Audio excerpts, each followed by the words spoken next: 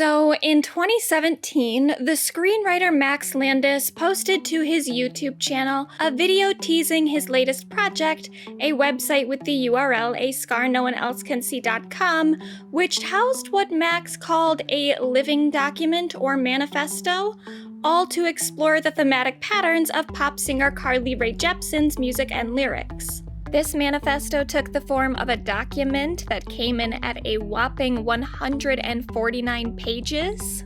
Now, granted, that's 149 pages with a pretty generous font size and quite a lot of unnecessary spacing, but whatever.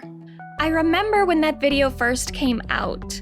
I never read the manifesto or understood precisely what pattern it was that Max believed himself to have uncovered, but I thought the project at least seemed like a pretty cool idea. On the surface, I could very much get down with what Max was doing, going super in-depth on an artist that other people might dismiss as making frivolous pop music. Love that. Much of Max's central focus for the project, or at least the catalyzing work that kickstarted this idea, was Rae Jepsen's 2015 album Emotion. An album that is, in fact, pretty fucking good.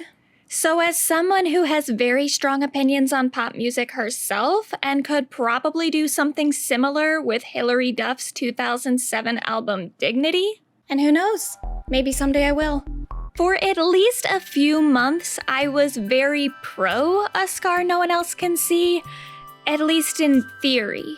Like I said, I never got around to actually reading the thing, and after later events of 2017, I never would, until recently. See, just a few months ago, in October of 2022, Rae Jepsen released a new full-length album, and as I was listening to it, I remembered that teaser that Max dropped in 2017. I wondered what the pattern was that Max believed himself to have uncovered. I wondered if Rae Jepsen had ever responded to his manifesto. No, she did not. But most of all, I wondered what little Maxie was up to.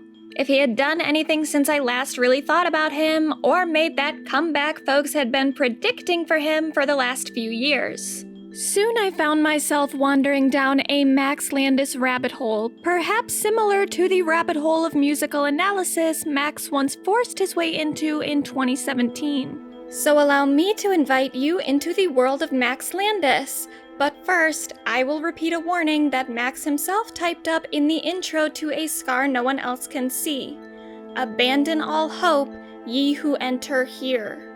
Unlike in the Carly manifesto, that warning is actually appropriate for this and hardly hyperbolic. I'll give more specific warnings as we approach specific topics, but just a general advisement going forward that this shit is gonna get weird and dark and genuinely upsetting. So let's start with, who the fuck is Max Landis? The most fitting titles for him in a professional sense might be screenwriter, filmmaker, and internet pest. As a writer, Max's filmography includes movies like Chronicle, American Ultra, Victor Frankenstein, and everybody's favorite, Bright. In addition to that, Max has made appearances on various media criticism-based YouTube channels, uploaded a few popular videos on his own channel, and even wrote for an episode of Screen Junkie's Honest Trailers video series. Over the years, Max has earned a reputation in the industry not merely for his output as a filmmaker, but also his contributions to online media discourse. He left Twitter in late 2017, but for a while, his online presence was a key component of his public persona, aggravating the masses with his many hot takes on movies, music, and unfortunately, more.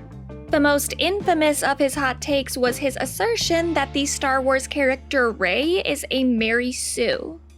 A Mary Sue is a trope of TV and film, but mostly fan fiction, which describes a character who is inexplicably good at seemingly everything and beloved by seemingly everybody. The reason it dominates fan fiction more than other forms of media is that it's often a self-insert or wish fulfillment persona. When you apply the term to any character who's unreasonably good at a bunch of stuff or gets really good at stuff in an unreasonable amount of time, Mary Sue allegations could be lobbied at almost every main character within the action fantasy genre. It's most often lobbied, though, at female characters, like Rey from Star Wars or Arya from Game of Thrones. For that reason, it's considered a kind of sexist term, one that's been reclaimed by some feminist critics, including writers of the website aptly titled The Mary Sue. Max later walked back his statements, kinda, telling Newsweek, "I regret framing it that way. I didn't understand that the term Mary Sue had been co-opted." You'll see as we move forward that Max speaking on something he doesn't fully understand is a part of the Max Landis pattern. His hot takes are often communicated with the kind of enthusiastic confidence that could easily trick a person into thinking this man must know what he's talking about. He has so many ideas that we will be filming something and he will go, "Oh, it should be this." And you go, "We didn't plan for that, so now we can't do that." And it's a shame because they're they're all great ideas. A movie I would pitch for Star Wars is a Jar Jar Binks movie. Even though a lot of the time, Max Landis has absolutely no clue what he's doing. He sometimes forgets the process of making a TV show. Just the individual processes, be it from the writing to the scaling down to the shooting and then the editing and then what happens in the edit. And it's amazing sometimes for us because we did it once and that was the first time for him essentially. And we've done it again and it's still like things surprise him that shouldn't surprise him.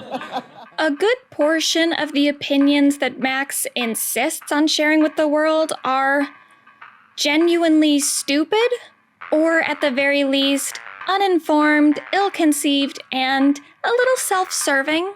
For an example of his self-serving media analysis, I recommend looking into his criticism of the film Barbarian. I think he deleted his review from his blog site, but he did talk about his thoughts on it on a recent episode of Bret Easton Ellis's podcast, and it's pretty funny. If you've seen the movie and you know a decent amount about Max Landis, the irony should jump out at you right away. If you haven't seen the movie, I won't spoil it for you. I think it's on HBO Max or something, and it's pretty good. You could watch it. If you don't know that much about Max, however, stick around. I've got a lot to tell you. On the more uninformed end of his hot takes, though, we have this pretty inoffensive tweet from Max in 2017 in which he writes, "New Taylor sounds weirdly like mid-stage Britney Spears. In a good way, but how are not think pieces about this?" Again, for context, Max tweeted this in 2017, meaning New Taylor translates to Taylor Swift's 2017 album Reputation. It's a little harder to deduce what music Max is referring to when he mentions Britney Spears' mid-stage work, since the mid part of Britney's career could include anything from like 2001 to 2010. But given the sound of Reputation, I think it's safe to assume that Max is referring to Britney Spears' magnum opus, her 2007 album Blackout. Max would be correct to say that Reputation built on a lot of the sounds and themes that Blackout helped popularize. He would be incorrect to imply that he was the first one to notice, or that there weren't already think pieces about that comparison online. Direct comparisons between the sounds and persona Taylor Swift was injecting into her 2017 work and the statements and innovations present in Britney Spears' 2007 work were absolutely present in mainstream music publications' commentaries following the release of Reputation. And right out of the gate, too. The first single off of Reputation, Look What You Made Me Do, very quickly garnered comparisons to Britney's Blackout single Piece of Me. Here are some snippets from USA Today, or The Atlantic, or Billboard, or The Guardian, or Glamour UK. But all of that isn't even the point, because in the exact year that Max decided to send that tweet off into the universe, Blackout was reaching a milestone birthday, its 10th anniversary, prompting all kinds of opinion pieces specifically looking at the impact the album had over the entire pop industry. And that wasn't even a new take. Rolling Stone was writing that Blackout was one of the most influential pop albums of the last 5 years, all the way back in 2010. Saying Reputation kinda sounds like 2007 Britney is a pretty moot point when most pop music of the 2010s also kinda sounds like 2007 Britney. Perhaps the reason Max incorrectly believed no one was writing think pieces about some very basic similarities he apparently assumes he singularly noticed is that he never took pop music seriously enough to actually engage with the discourse happening within pop music criticism. If you read A Scar No One Else Can See, the first thing you will notice, as well as the second, third, and fourth thing because he doesn't shut the fuck up about it, is that Max Landis is absolutely convinced that everybody else in the world thinks of pop music so dismissively that Max doing an in-depth analysis of Carly Rae Jepsen's lyrics should probably have him labeled insane. The police are coming for me. They heard that I was finally making the Carly Rae Jepsen explainer video, and I'm being Baker acted. I'm being taken to a mental hospital. How sweaty am I? That sentiment is very present in the little teaser that Max put out on YouTube, and it's a bit heavy-handed there, but whatever. It's a teaser to get people interested in the piece, and it is at the very least engaging. But unless you've read it yourself, I cannot emphasize to you enough how much time Max spends in this living document talking about how weird it is that he's doing this analysis in the first place. He even acknowledges it in the text, writing in the latter half of the piece, Have you started skimming this yet? Don't. You'll miss all my neat jokes about how wacky I am for doing this. They seem indulgent, but they're coming from a deep place of personal alarm about the way I'm using my spare time. You ever think you could save some of that time by not writing such overindulgent bullshit? Now, if you go to ascarnooneelsecansee.com today, it's just gonna take you to a wix.com error page, but you can still experience the site as it was through the Wayback machine. On the site's homepage, there's an option to download the PDF of the original document, but you can also read the text by clicking through the different links on the website itself. The homepage is set up like a literal web, invoking the aesthetics of a conspiracy theorist brainstorm session, and at the end of each section, there are buttons to move to the next parts that describe incoming developments in highly hyperbolic ways, saying things like, "Continue if you dare," or "Click here to swim into darkness." Expectations are set pretty high that whatever Max is about to tell me is going to challenge some very basic worldview, or at the very least invoke some amount of skepticism. I'll have trouble digesting this information because it demands me to abandon some other assumption I have about Carly Rae Jepsen's work, or even pop music as a whole. Max insists that by merely embarking on a project that takes the work of Carly Rae Jepsen seriously as art worthy of deconstruction, his efforts will naturally be mocked or dismissed as silly, writing, You might be reading this as a joke, out of vague curiosity. You might have thought the person who claimed to have discovered a massive secret pattern in a pop star's music was doing it ironically, or maybe just lost on a long hike up their own ass. Well, yeah, I definitely do think the latter, but mostly just because of other information that I've gathered by this point. Otherwise, I think it's absolutely fine to take pop music seriously. Music critics have been trying to convince me for years that Trout Mask Replica is something more than a collection of insufferable noise. So you're saying that there are some interesting subtextual through lines throughout Carly Rae's discography is actually a very digestible concept. I don't know why you assume no one else is on board with this interest. There's an implication that Max is one of the few, or even the only person that takes the work of Carly Rae Jepsen seriously. At one point he writes, By the time Emotion was released in 2015, Carly Rae had been all but dismissed as a flash in the pan. Dismissed by who, Max? Heterosexual men? Yeah. We know you all thought Carly was a one-hit wonder after Call Me Maybe. Luckily, Hetero men have never really been the primary demographic of pop music, and I think you know that because after saying that Carly was dismissed as a flash in the pan, you contradictorily write, Friend after friend entreated me to listen to the album. It's the best pop album of the year. It's better than 1989. Max, you love pop. You will love this. Yas. The girls and the gays had spoken. I had to at least try. So Carly Rae Jepsen had been dismissed as a flash in the pan, and yet the girls and the gays couldn't stop raving about emotion.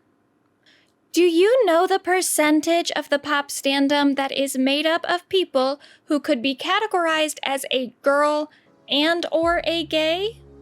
But Max isn't the only or even the first straight man to pass off an interest in Carly Rae Jepsen as a personality trait. Don't get me wrong, grab any random adult male and ask them to name 2 or more Carly Rae Jepsen songs. A majority will struggle to name more than Call Me Maybe, but not all of them. Of those that know Carly Rae is in fact not a one-hit wonder, they will likely fall into one of 2 categories: gay or art bro, a genre of men that has been slowly infiltrating the Carly Rae Jepsen standum for years. In general, that's not something I mind. While there are certainly downfalls to having traditionally queer and feminine spaces co-opted by pretentious dude bros, for the most part, it's really nice to see an artist like Carly Rae Jepsen be embraced by pop stans and music snobs alike, despite her work being so unambiguously bubblegum and girly. There's a pretty popular podcast called Switched on Pop that specifically takes big pop songs and breaks them down to discuss them from an academic and musicological perspective, often using pop songs to explain concepts in music theory or contextualize a pop track's historical context. Since the podcast's premiere in 2014, the co-hosts Nate Sloan and Charlie Harding have released over 300 episodes breaking down different songs, albums, and artists. In the intro to their 2019 book, Switched on Pop: How Popular Music Works and Why It Matters, they write about how one pop song in particular inspired their current work. That one pop song being Call Me Maybe by Carly Rae Jepsen. Since Nate and Charlie have mentioned having female partners, as far as I'm aware, they are categorically cis hetero men, and they're not the first of their kind to experience Carly Rae Jepsen as a gateway to pop music appreciation.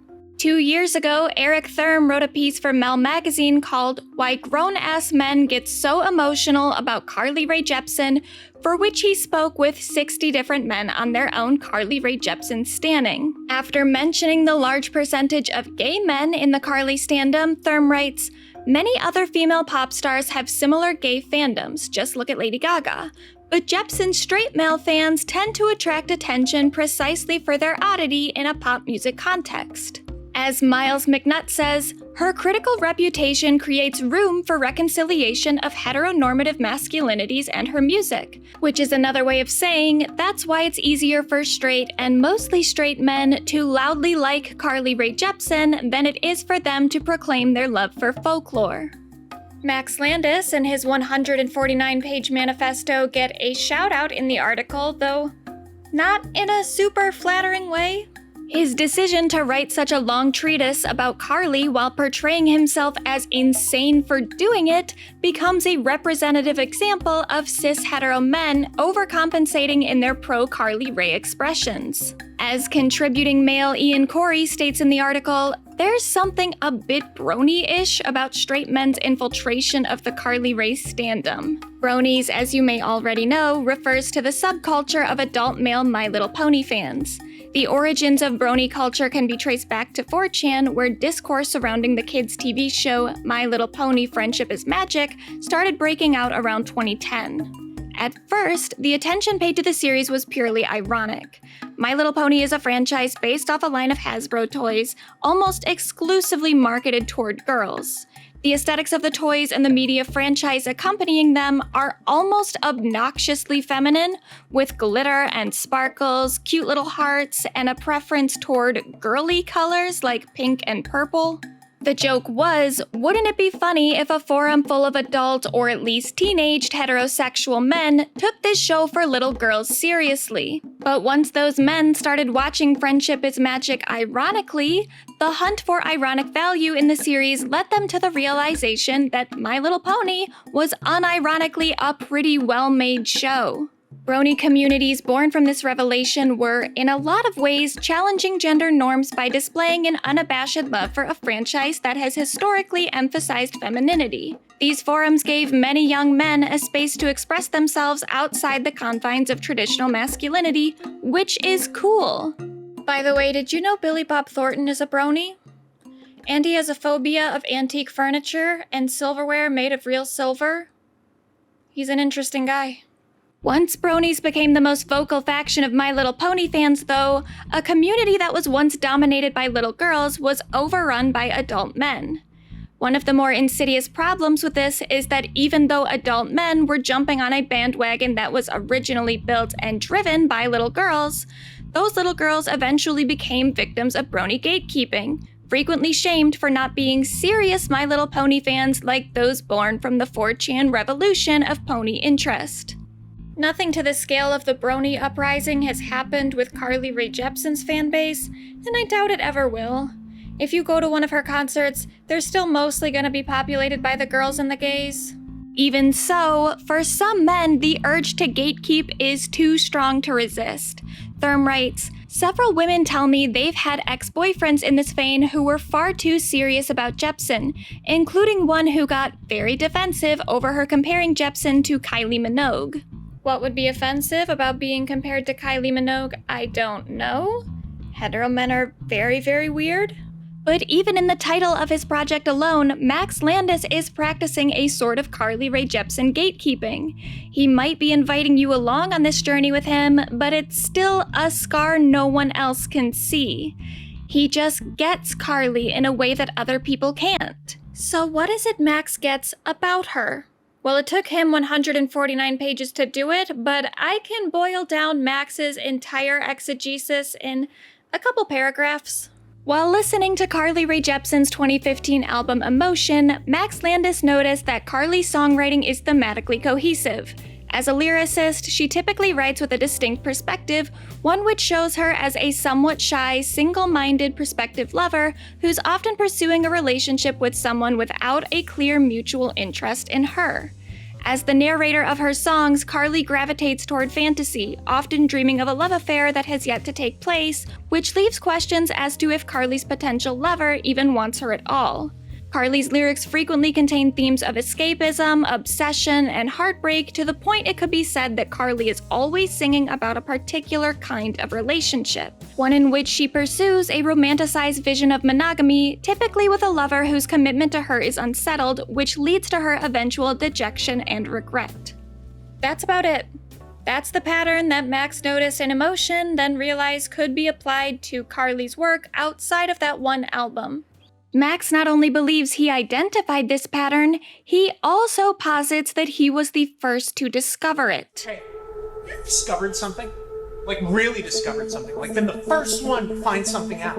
You get so excited to tell all your friends and then you Google it and surprise, it already has a Wikipedia article and like 12 think pieces. You didn't discover anything. You just saw something that everyone had already seen. Well, I discovered something.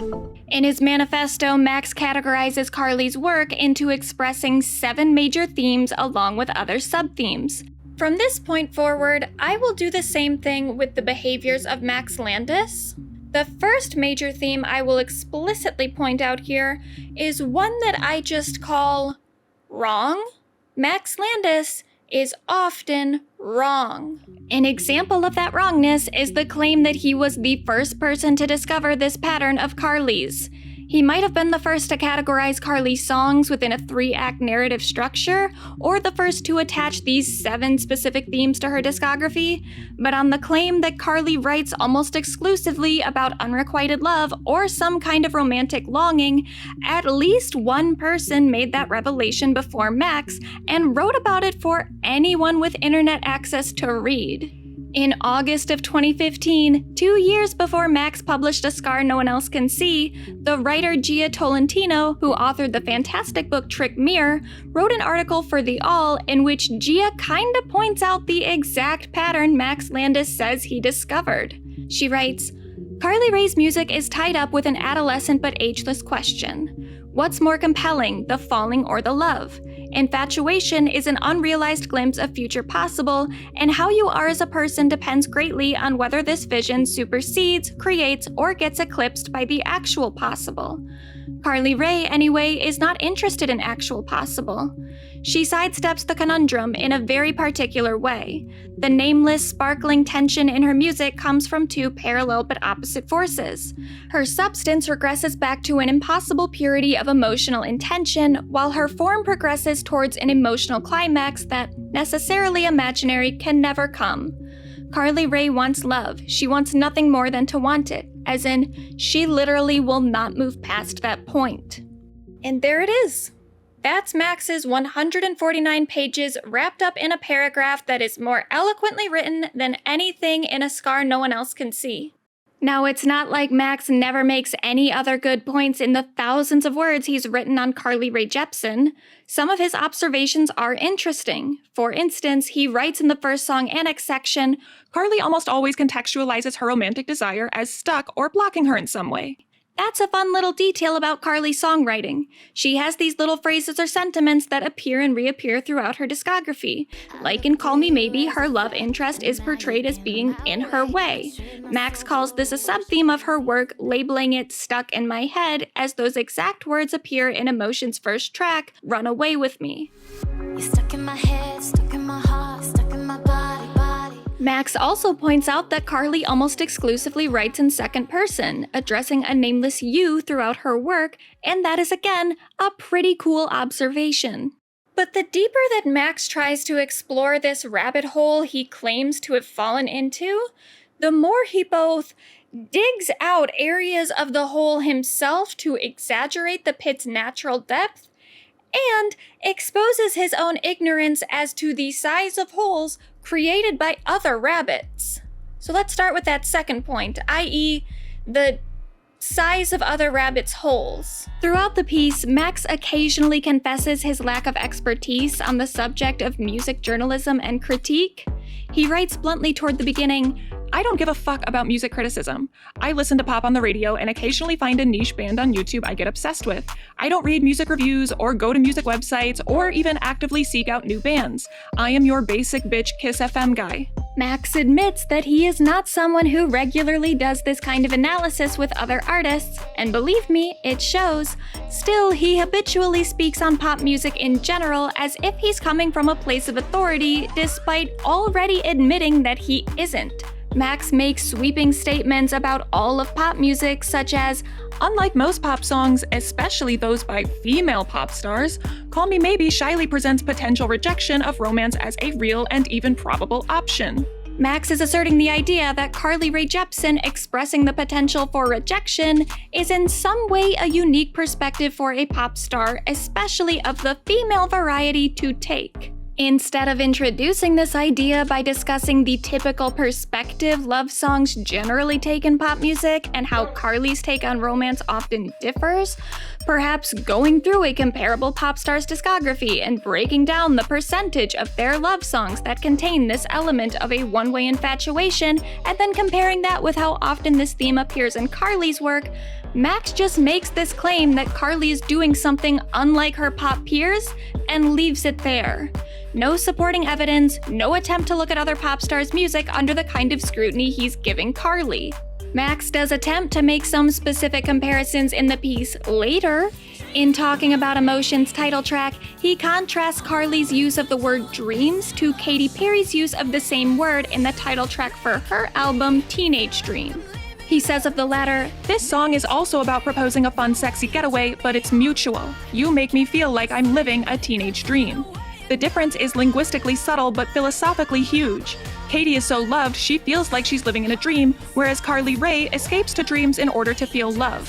Setting the dream motif aside, the implication is that Carly Rae Jepsen sings about unrequited love, while Katy Perry sings about being happily in love. In this one specific example, if you know Katy's discography past that one song and you think about it for more than a second, you'll realize that she doesn't really have a pattern of only singing about mutual affection. For instance, in one of her earliest singles, Thinking of You, the first music video for which is darker than anything in Carly's discography. Or there's her later single, The One That Got Away. The title alone should tell you all you need to know about that song's perspective on a relationship. Unrequited love is not a totally uncommon theme in pop music. It's maybe found more frequently in Carly Rae Jepsen's music than in others, but that doesn't make Carly's music as bizarre as Max Landis implies that it is.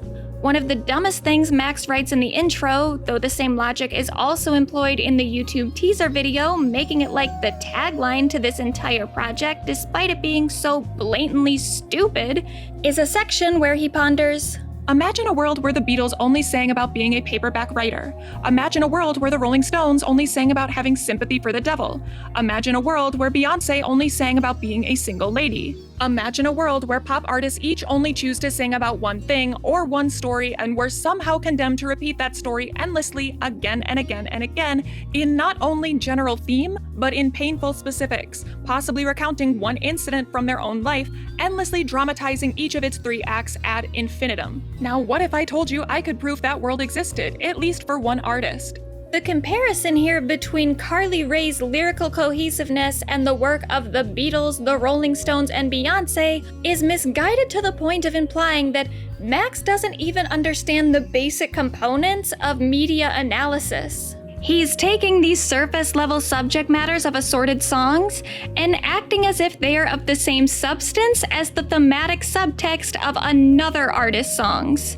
Saying imagine a world in which the Beatles only sing about being a paperback writer is like saying imagine a world in which Carly Rae only sings about calling her maybe. Sure, Beyoncé doesn't only sing about single ladies, but when she instructs all the single ladies to dismiss the opinions of men who didn't put a ring on it, she's expressing and encouraging others to express a sense of self-worth, a theme that does come up throughout the rest of her work. Carly Rae Jepsen isn't the only artist who bounds her work to expressing much of the same themes over and over. And though Max Landis can identify repeating motifs throughout her lyrics that seem very specific, so have other fans when looking at the work of different artists. Carly sings about the moon, car rides, and getting high a lot. Just like Taylor Swift often sings about front doors, dresses, or the number 13. Taylor's patterns have been so thoroughly examined that track 5 has become an inside joke for Swifties, referring to Taylor's habit to make the 5th track of her albums an especially vulnerable entry to the track list. At one point, Max does make a half-assed attempt to apply a similar quest for patterns in other artists' work, writing, I took a look around a few albums. I broke down a Taylor Swift record, then I tried Britney Spears, then Christina Aguilera, Michelle Branch, Katy Perry, Pink. Max comes to the conclusion that because he couldn't find the patterns in those artists' work, that such patterns don't exist. Call this Major Max theme arrogance. The kind of deep dive Max is taking with Carly Rae Jepsen's music could be done with many prominent pop stars, but Max doesn't see pop that way, going so far as to claim that lyrics about feeling confident, sexy, or going out and dancing are the bones of what pop music is.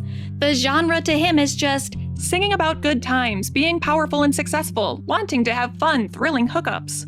Max doesn't offer any supporting evidence for this until much later, and even then, he's just going off of vibes and extremely selective examples. I mean, let's look at some of the biggest hits of 2017, the year A Scar No One Else Can See was published, where there are loads of counterpoints. If you look at Billboard's Hot 100 year-end list, only one of 2017's top 10 songs really qualify for Max's description of pop. Despacito's lyrics do reference going out and dancing and wanting to have fun, thrilling hookups, so there you go. Some of the other tracks in the top 10 are about sexy women sung from the perspective of men, but that's not the same thing as pop stars writing about feeling sexy themselves, as is apparently one of the bones of the pop genre. If we isolate the top 100 to only including songs made by female pop stars, not by or in equal collaboration with a man, here's the list that's left. So how many of those 15 songs are about feeling sexy or going out and having a good time? Cleanly? 1. Sorry Not Sorry by Demi Lovato. There's an argument to be made for Bodak Yellow, though Cardi B certainly doesn't make Carly Rae Jepsen style pop music. She does still have an influence over the pop industry, so I'll allow it. Even that song, though, which is certainly about feeling confident, isn't necessarily about feeling sexy. It's a rap track bragging about Cardi's success where her physical attractiveness is barely of relevance. Alicia Cara's Scars to Your Beautiful is about positive body image, but as a goal more so than an established state of being. And Katy Perry's Chained to the Rhythm is sort of about partying, but the song is also a blatant critique of musical escapism in the midst of political unrest.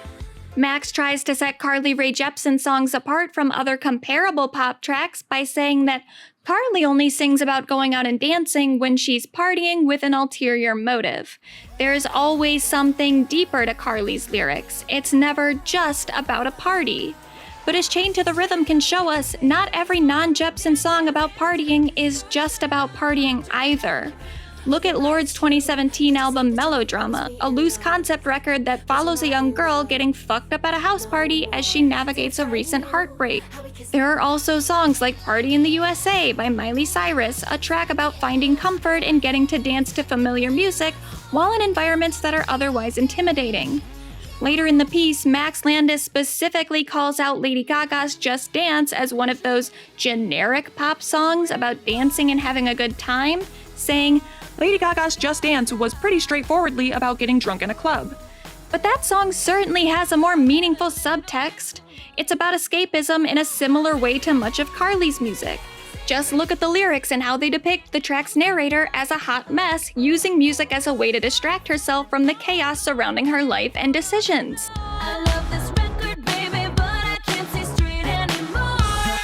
How's that for partying with an ulterior motive?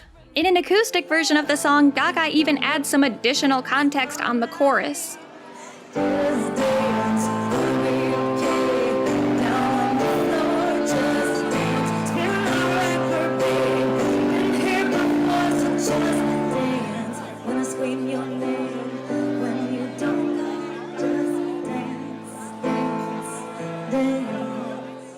It's almost like, when you really look at the lyrics of seemingly silly pop tracks, there's often something else within them to explore. In talking about Carly's biggest single to date, Max writes, Something about Call Me Maybe separates it from the usual songs of the summer. It gives the impression of almost being from another era, or a song created for some fictional pop star from a movie. Tonally, it has more in common with the titular song That Thing You Do than it does with Baby One More Time. The cutesiness feels intentionally grating and somehow self-conscious, as though written for a character, or, failing that, one specific voice. The song, while sounding like the ultimate in generic pop, still somehow seems like it's winking at you. This is where Max discovers irony in pop music, something he believes sets Call Me Maybe apart from the usual songs of the summer, because as per usual, Max is just not putting in the effort to look at other pop stars from the same critical lens that he's looking at Carly Rae Jepsen. It truly baffles me that this man can spot the tongue-in-cheek humor of how Carly Rae Jepsen presents herself on Call Me Maybe, but can't spot all the other times generic-sounding pop music has been winking at its audience. Plenty of Katy Perry's biggest tracks evoke the same kind of cartoonishly catchy pop that's so sugary and sweet, it's almost sarcastic. Lady Gaga's ironic embodiment of an archetypal pop star persona was a key aspect of her early success, present in literally every one of her first album's American singles. Katy and Gaga are a bit too big to be Carly Rae Jepsen's true pop peers, but other smaller pop acts with cult-like fan bases blast Carly out of the water when it comes to provoking the exact same ironic detachment that Max credits Call Me Maybe as having. Take those two last sentences from the excerpt I just read a minute ago. The cutesiness feels intentionally grating and somehow self-conscious, as though written for a character. The song, while sounding like the ultimate in generic pop, still somehow seems like it's winking at you. Those statements kind of apply to Call Me Maybe, but they might more appropriately describe the work of other indie pop darlings from around the same time. Artists like Melanie Martinez, Lana Del Rey, or Marina and the Diamonds. When discussing Carly's track LA Hallucinations, Max asserts that other pop songwriters use generalness and what he writes as vagaries as keys to their songwriting.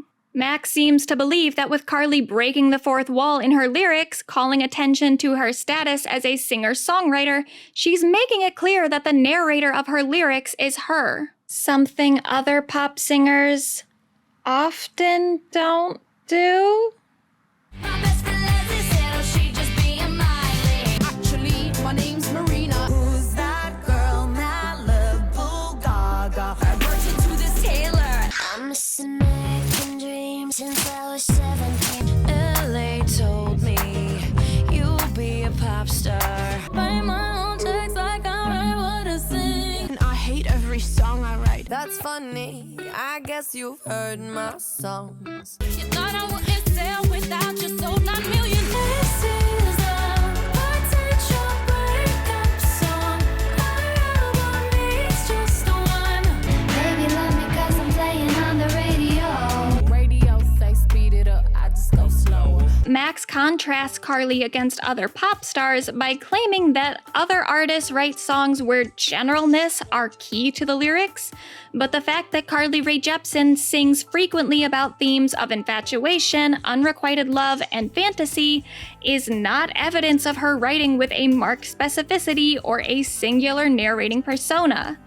There are tracks like LA Hallucinations in which Carly Rae Jepsen is clearly writing from the perspective of Carly Rae Jepsen. Most of Carly's tracks, though, aren't descriptive enough in their lyrics to necessarily denote a wholly unique experience. Of all the things Max states that Carly Rae doesn't sing about, things he believes set her apart from other pop stars, one of the most absurd is his claim that, with only one exception, Carly Rae Jepsen does not sing about abstract concepts. A ridiculous thing to say when your entire 149-page manifesto is arguing that Carly Rae sings about 7 major themes throughout her work, when all those 7 major themes are themselves abstract concepts. What Max means to say is that when Carly Rae sings about abstract concepts, like temptation, limerence, secrets, or any of the other themes and sub-themes Max identifies, she puts those themes into a one-way correspondent format that hints at a larger story being told in second person. But the you of the larger story that all or most of Carly's songs are directed toward is often an indistinct character, as is the narrator, because no matter if Carly is writing about abstract concepts or not, she is usually writing with abstract language. Take Emotion, the title track where Carly opens, Be tormented by me, babe.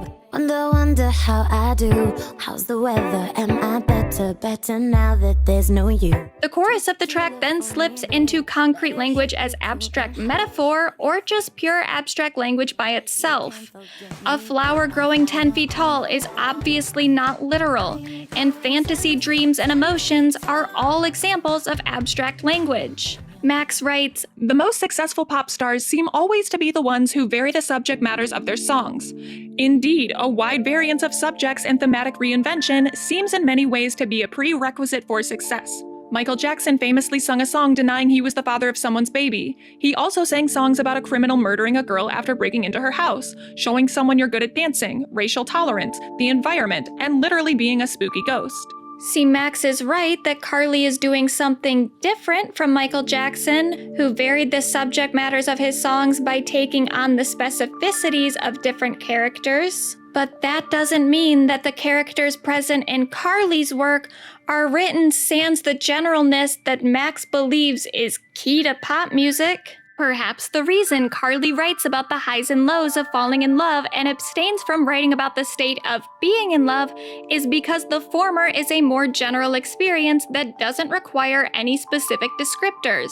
For Carly to write about being in a happy, stable relationship, she would have to write with the kind of concrete language that would suitably illustrate what it is about that specific relationship she likes.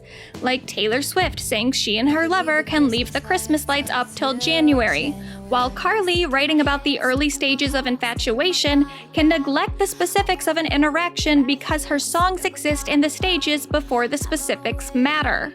She just met you, and this is crazy. Pop music is too broad of a genre to really be defined by any specific lyric cliches, but for sure, a vague relatability is a common characteristic of pop songs, and it's a characteristic that Carly has honed way more than avoided. So sometimes Max's analysis of Carly Rae Jepsen's music is wrong because he's overestimating the uniqueness of Carly's work. I don't say that to undermine Carly. She's honed a distinct voice in her writing, and I absolutely believe she is one of the most talented pop songwriters working today. But to portray Carly's artistry as anomalous within the pop industry, like she's the only person creating music with such a distinct style, means undermining an entire genre that is way more varied in its output than Max Landis is willing to give it credit for. Other times, Max's analysis is wrong because he is just wrong. I mean, the amount of times that Max bases his arguments off of lyrics that he didn't bother to verify is astounding. And that's immediately true. The first song to get picked apart in the song annex section is the first track off of Emotion, Run Away With Me, one of the greatest pop songs ever made, and a song that got the meme treatment briefly upon release due to its opening saxophone riff. So that's kind of a slow. Max incorrectly labels that sound as coming from a kind of synth bagpipe. It's not a bagpipe, it's a saxophone. Anyway, most of Max's deep dive hinges on the lyrical analysis of Carly's work, so let's go down to that. He draws readers' attention to lyrics on the song's bridge. Hold on to me, I'll never want to let you go. Except the lyrics aren't I'll never want to let you go, it's just I never want to let you go. No will. Just I. Hold on to me, I never wanna let you go. Whatever, Max heard the lyrics differently, it's not a huge deal. Except, his analysis of the lyrics actually does hinge on whether or not Carly is saying I never or I will never. He writes, She's not describing something that's actually happened, and here, it almost sounds like it's not going to happen. She's nearly begging him, I'll never want to let you go. but is she? If the lyrics are, I never want to let you go, that implies that she is already holding this person. It's the addition of the will that implies something hasn't happened yet. The next lyrics Max transcribes are also questionable. I'll be your hero, I'm willing. The lyrics are actually, I'll be your hero and win it. Max writes, This is an idea that will recur in various ways across all of Carly's escape songs. The idea that by running away with her, she will save her lover from a bad situation, be his hero, and in some way, doing this will sacrifice some element of herself. She's willing. But is she willing or is she winning? Some are saying that you're bipolar. I'm bi-winning. The difference in that one word is kind of important. The worst example of this, though, that I read is in Max's analysis of the song Making the Most of the Night, where he hears lyrics on the bridge as, Baby, take my hand now, don't you cry. I won't let you sleep. I won't let you hide. Max calls these lyrics kind of creepy, writing, No sleeping allowed, and also, he can't hide from her? It's weird. It certainly would be weird and even cruel to not let someone sleep. But of course, those aren't the words. The actual words are, I won't let you stay here, I won't let you hide. I won't let you stay here, I won't let you hide. And at no point does Carly give indication that the you of this song is trying to hide from her. Given the lyrics reference this person suffering a rough time laden with fear, it's probably more reasonable to infer that Carly is telling them to stop hiding from the world. You know, make the most of the night. Max has a hang-up on Carly's lyrics about hijacking the you of this song and tries to fit the rest of the lyrics into his perceived themes of unrequited love, like Carly is inflicting herself onto a person who would otherwise hide from her affection, despite lyrics in the second verse indicating that the song's subject is happier making the most of the night with Carly. They've got their hands in the air and are seeing things they'd lost sight of. There is not even that much strong evidence that the song is directed toward a romantic interest. It could easily be about a close friend of Carly's. But for some reason, Max connects more to the lyrics if they're about Carly forcing herself onto someone. I wonder why that might be.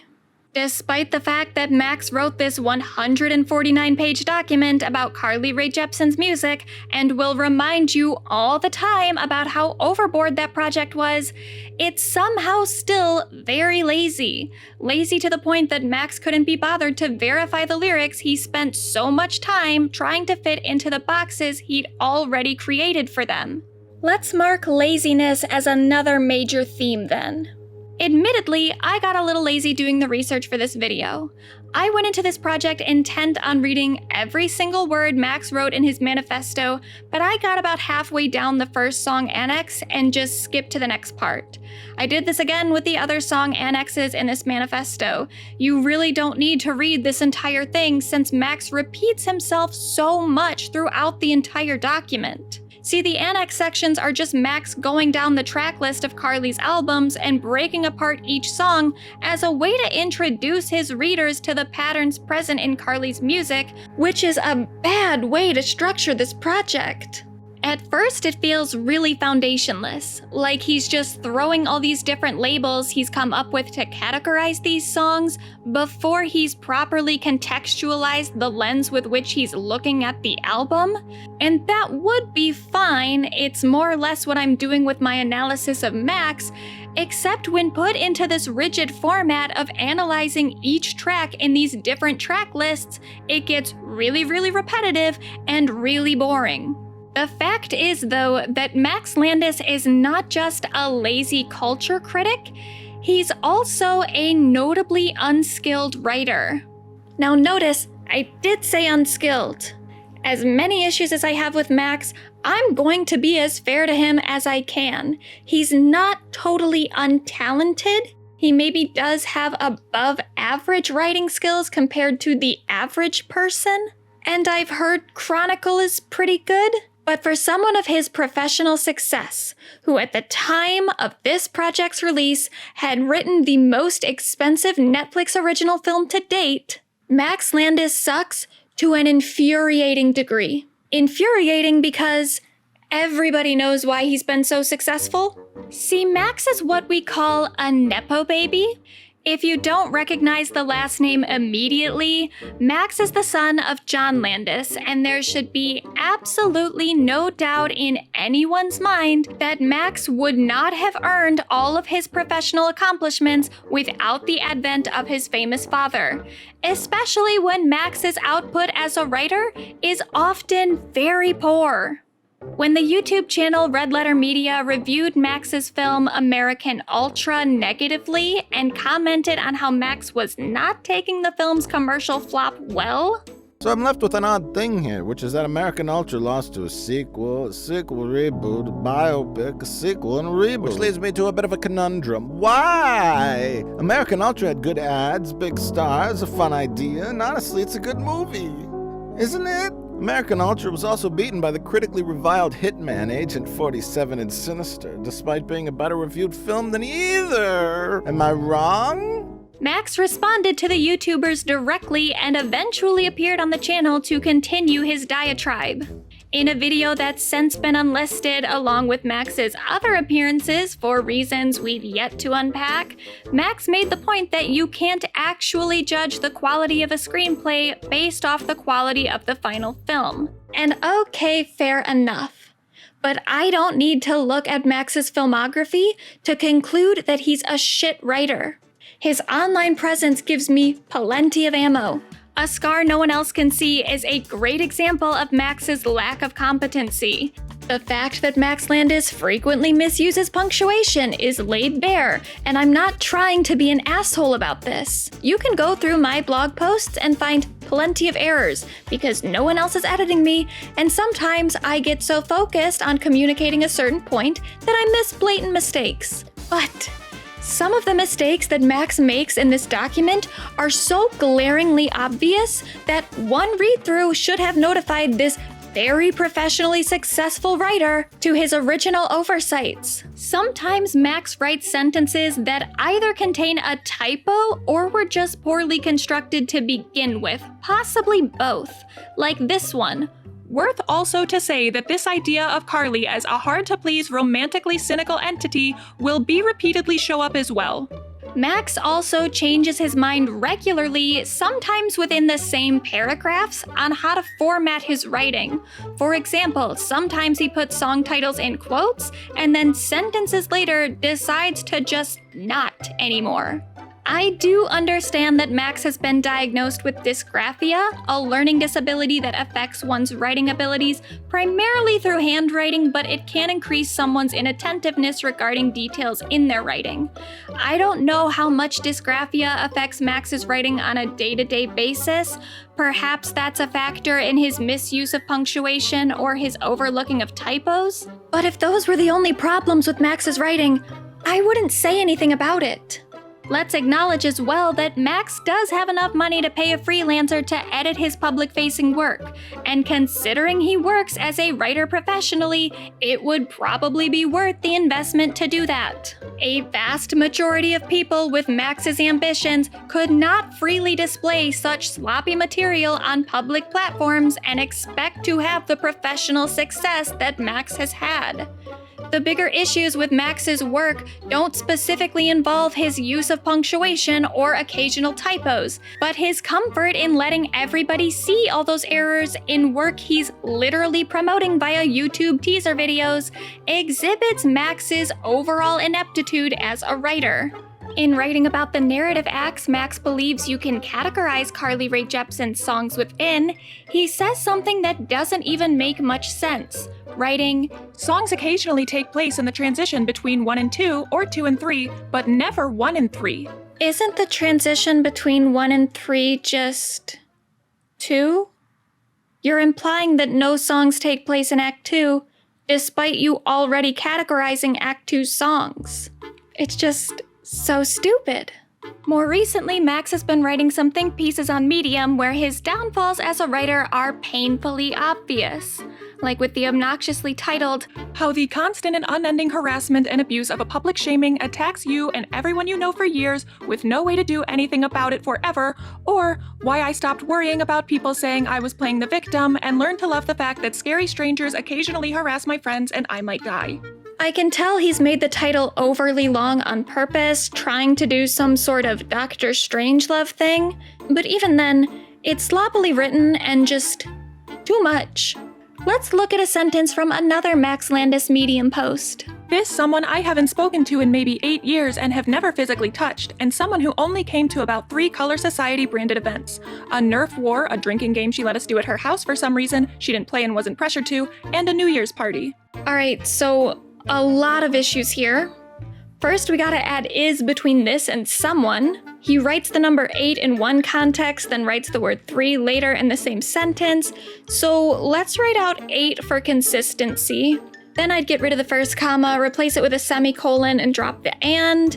I'm gonna throw a hyphen after society to make it clear that it's a Color Society branded event and not a Color Society event that was separately branded. This parenthetical then contains an additional parenthetical inside of itself that still uses actual parentheses instead of brackets, but I don't really think the second addition there is necessary in the first place. I don't know what allegation Max is trying to get ahead of, but you really don't need to clarify that this person wasn't pressured to play. I don't care if they did or didn't play. I also don't care what a Nerf war is, but I'm sure it's supposed to be capitalized, as is New Year's. I think there's supposed to be an apostrophe before the S for New Year's, and I'm gonna add Eve just cause I think it flows a little better syllabically.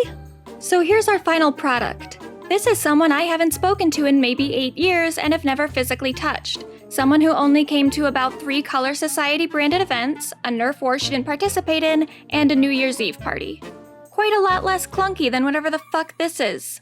So recently on the Bret Easton Ellis podcast, Max and Bret joke that nepotism doesn't apply to screenwriters for some reason, despite Max literally saying he got his first jobs because his father handed a screenplay he had written to an agent he knew in the industry. I said, well, I really want to be a screenwriter. What can we do?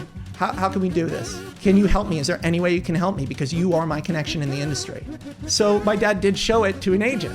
And this agent was not my dad's agent, which is weird. My dad didn't show it to his agents. But the agent then emailed me and said, hey, this is good. You should try to be in the market for a manager. And so while I'm in college, like being weird and drunk with my friends and being this like outside loser, I'm now 20 and I'm 19, 20, I'm taking manager meetings. And my dad does nepotism. He does 2 nepotisms in my career. So who is Max's daddy, John? John Landis was and is a big deal in the film industry. He's directed many iconic films over the course of his career, like National Lampoon's Animal House, the Blues Brothers movie, or Coming to America. John's reputation took a bit of a hit, though, after he became responsible for the death of 3 people, 2 of whom were children, on the set of Twilight Zone, the movie. When I first started putting this video together, I wasn't gonna include anything about the helicopter accident. The incident certainly says something about John Landis and the environment Max was raised in, as Max was born during the subsequent trial, but it's not directly related to Max's infractions as a human being, and I did know from watching some interviews with him that a lot of people bring that incident up just to get under his skin, and like I said before, I'm not looking to be totally unfair to Max here. He's done enough fucked up shit that I don't have to use his father's infractions against him.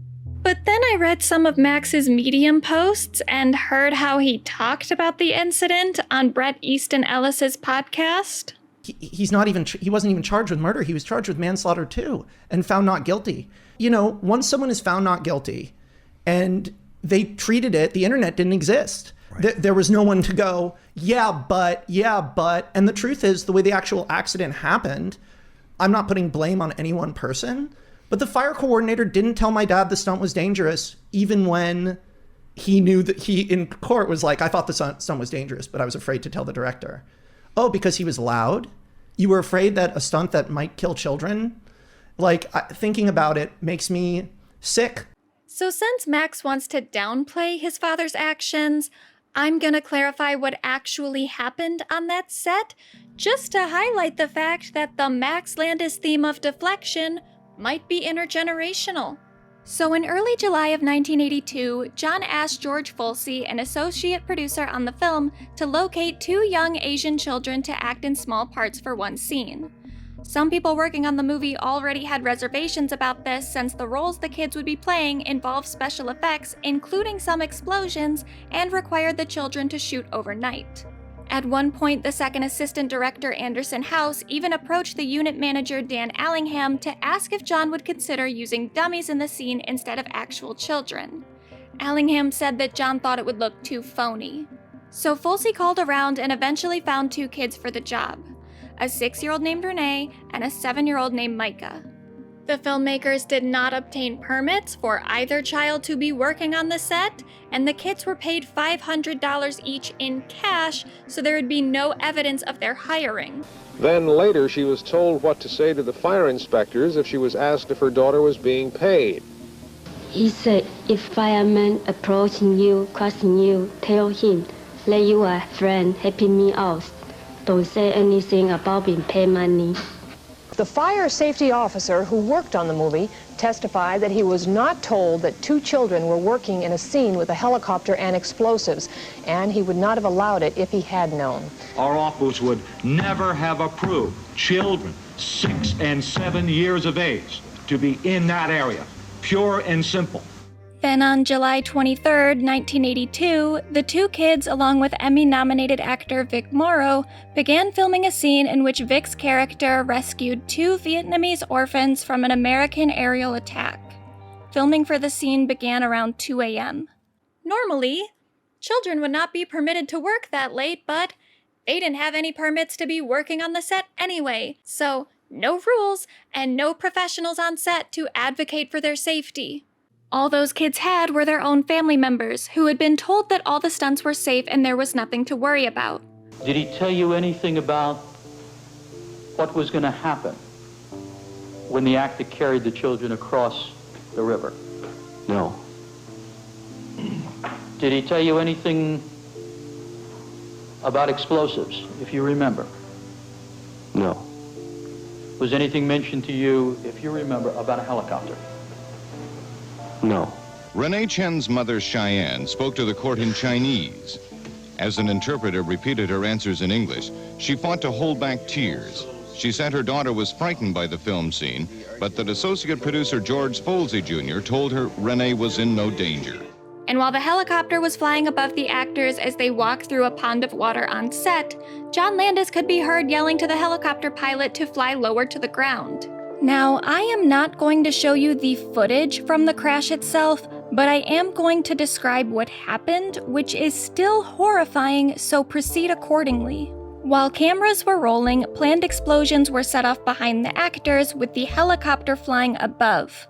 Because the helicopter was flying lower than originally outlined, however, one of the explosions disrupted its flight, causing it to crash onto set where the body of the vehicle crushed the 6-year-old Renee and the blades decapitated Vic and the 7-year-old Micah. Prosecutors charged John Landis, George Folsey, Dan Allingham, the helicopter's pilot, and the segment's special effects coordinator with involuntary manslaughter over the 3 deaths. As Max points out in his interview with Bret Easton Ellis, his father was later acquitted following a lengthy trial. But Max's implication that this naturally means John Landis isn't actually responsible for the death of those 3 people is stupid and wrong. For starters, it wasn't just John that was acquitted, it was all 5 men charged from the incident. In a Medium post, Max specifically places blame on a special effects guy setting off a fireball at the wrong time, but the explosive specialist being tried was also found not guilty. The technician I'm assuming Max is trying to blame this tragedy on also said that he was told the helicopter was going to stay at a safe height, meaning the only thing he needed to watch before setting off the explosions was the positioning of the actors. And whose fault was it that the helicopter was flying lower than originally agreed upon?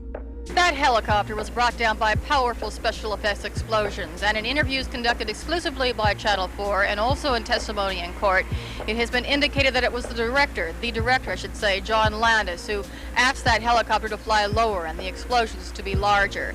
No matter, that technician was never even charged with the crime. He only testified as a witness. If the measure of who bears responsibility for an event is built solely upon whomever a jury deems legally guilty, then absolutely no one can be held responsible for this crash, and somebody should be. John Landis's big defense was that it was an accident. I've learned that the concept of an accident is terrifying to people, and there must be somebody's fault. If anyone had ever thought that such a horrendous thing could happen, obviously we would have stopped. And this is a terrible, terrible accident that obviously will cause pain and anguish to all of us for the rest of our lives. But that's not really the point, is it? No one thought John let those people die intentionally. It's a manslaughter charge, not a murder. If you hit someone with your car while driving under the influence, you couldn't get out of a manslaughter charge by saying, "Well, I wouldn't have driven drunk that night if I had known I was gonna kill someone." You have a duty to use certain privileges, like driving or directing a film, especially one with potentially dangerous stunts, with some amount of responsibility to ensure the safety of everyone involved. That's why those permits for working with children that the filmmakers neglected to obtain exist in the first place. John's negligence did lead to the death of 3 people, whether he meant for that to happen or not. And John knew that some of the actions he was taking prior to the crash were wrong and illegal. Both witnesses called this afternoon backed up Schumann's testimony that movie director John Landis and associate producer George Folsey made references to going to jail before the helicopter accident. John and Jean said that Mr. Folsey had said that if they found out about the explosives, that his ass would land in jail. Gail Wellens, a friend of Donna Schumann, testified that Schumann quoted those words to her the day after the Twilight Zone tragedy. Then Donna Schumann's husband took the stand and also confirmed his wife's remarks. What do you call your wife telling Mr. Kesselman in that regard? John Landis, on one occasion, he ran through the halls and yelling, "We're all going to jail, we're all going to jail." The reason John was acquitted is that the trial itself was just messy as fuck, especially since there was a switch in prosecutors midway through the case. Really, the prosecutors made a lot of mistakes throughout the trial. The second on the case called 71 witnesses and grilled them intensely, which turned at least one member of the jury off, calling the move overkill. She also sometimes called witnesses whose testimony she knew would be different than the version of events she wanted the jury to accept. She said she believed jurors would respect her integrity, but obviously that decision only made her side look way messier. And when John Landis took the stand and was visibly upset and crying while talking about the deaths involved, the prosecutor's questioning tried to imply that John was just acting, which then made her look unsympathetic. Does it come easily to you, Mr. Landis? Crime? Yes. No. Doesn't come easily to you. No. It's a perfectly orchestrated, choreographed script. Just the right amount of hesitancy, just the right amount of looking down, the right amount of looking at the jury, the right amount of smiling when a smile was necessary. It's extremely well done. John Landis was found not guilty because the prosecutors failed to present an effective case against him. But Max writes on Medium, "My father was found innocent because he is innocent." And no, that's not how that works actually. No court of law has ever found anybody innocent. People are found not guilty, and that is a very intentional distinction. But that doesn't even matter, because unfortunately for John and Max, the court of public opinion is not decided by guilty verdicts in a court of law. You can still think the father-son duo are monstrous people, even if there haven't been any legal consequences for their crimes. But a sub-theme of Max's inability to accept responsibility for himself is Max's idea that a lack of consequences automatically equals a lack of wrongdoing. One of the biggest themes in Max's life that I haven't really labeled yet, though it has been present in this video, is the theme of misogyny. This theme emerged in the public consciousness as early as 2013 when Max did an interview for the Shelby Cells website. Asked what it's like to be a single successful guy in LA, he responded, "The one thing that's changed is certain chicks, which only started happening very recently when they found out I'm a director, will open up a lot quicker." Shelby clarifies, "You mean their legs?" To which Max states, "Everything. Their legs, their personality, they'll start crying to you in an instant. For example, extras on my set would just throw it at me hard in a way I've never experienced. I mean, everyone's had that thing where you're like making eye contact with someone at a party and it's on, but this was different than that. This was chicks coming up to me and being like, 'What are you doing at lunch? I'll come to your trailer.' And I was like, I don't know who the fuck you are. My experience of chicks throwing themselves at you like that, they're always fucking crazy. No chick worth hooking up with is going to throw it at you because it means they're crazy." Evidenced here is an example of one of Max's misogynistic sub-themes, where he frequently categorizes women as slutty opportunists. In Part 6, a section Max labels the piece's prologue, he self-indulgently, another theme, ponders whether or not this manifesto is actually evidence of his insanity. He goes through a few separate instances in which he was confronted with another individual's mental illness, the first of which he spends the most amount of time divulging. A story of a girl he somewhat considered a friend who once invited him to go skinny dipping in a stranger's pool. Once a year, I'd get a text from her. They were at first pretty brief, detailing radical changes in her life. She'd met a guy, usually with a ton of money, and he'd changed everything. New text. Now she was vegan and living in a commune. New text. New guy. Now she was a Scientologist. They were teaching her a lot of things. She'd put her old life behind her.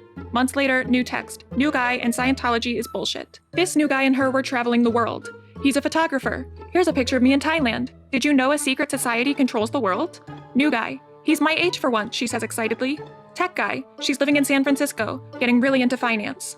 You can take your pick of how you view her lifestyle, either as an independent who gets what she wants, collecting experiences and living a wild, exciting life, or, to take a less kind approach, a parasite, a woman whose beauty led rich and powerful men to want to buy her into their lives, sweep her off her feet, only for her to jump ship as soon as something more interesting came along.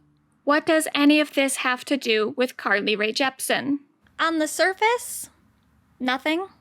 It's a tangent that only connects to the larger narrative, in that Max believes this girl had a deteriorating hold on reality, and he questions whether the same applies for him for even embarking on this project.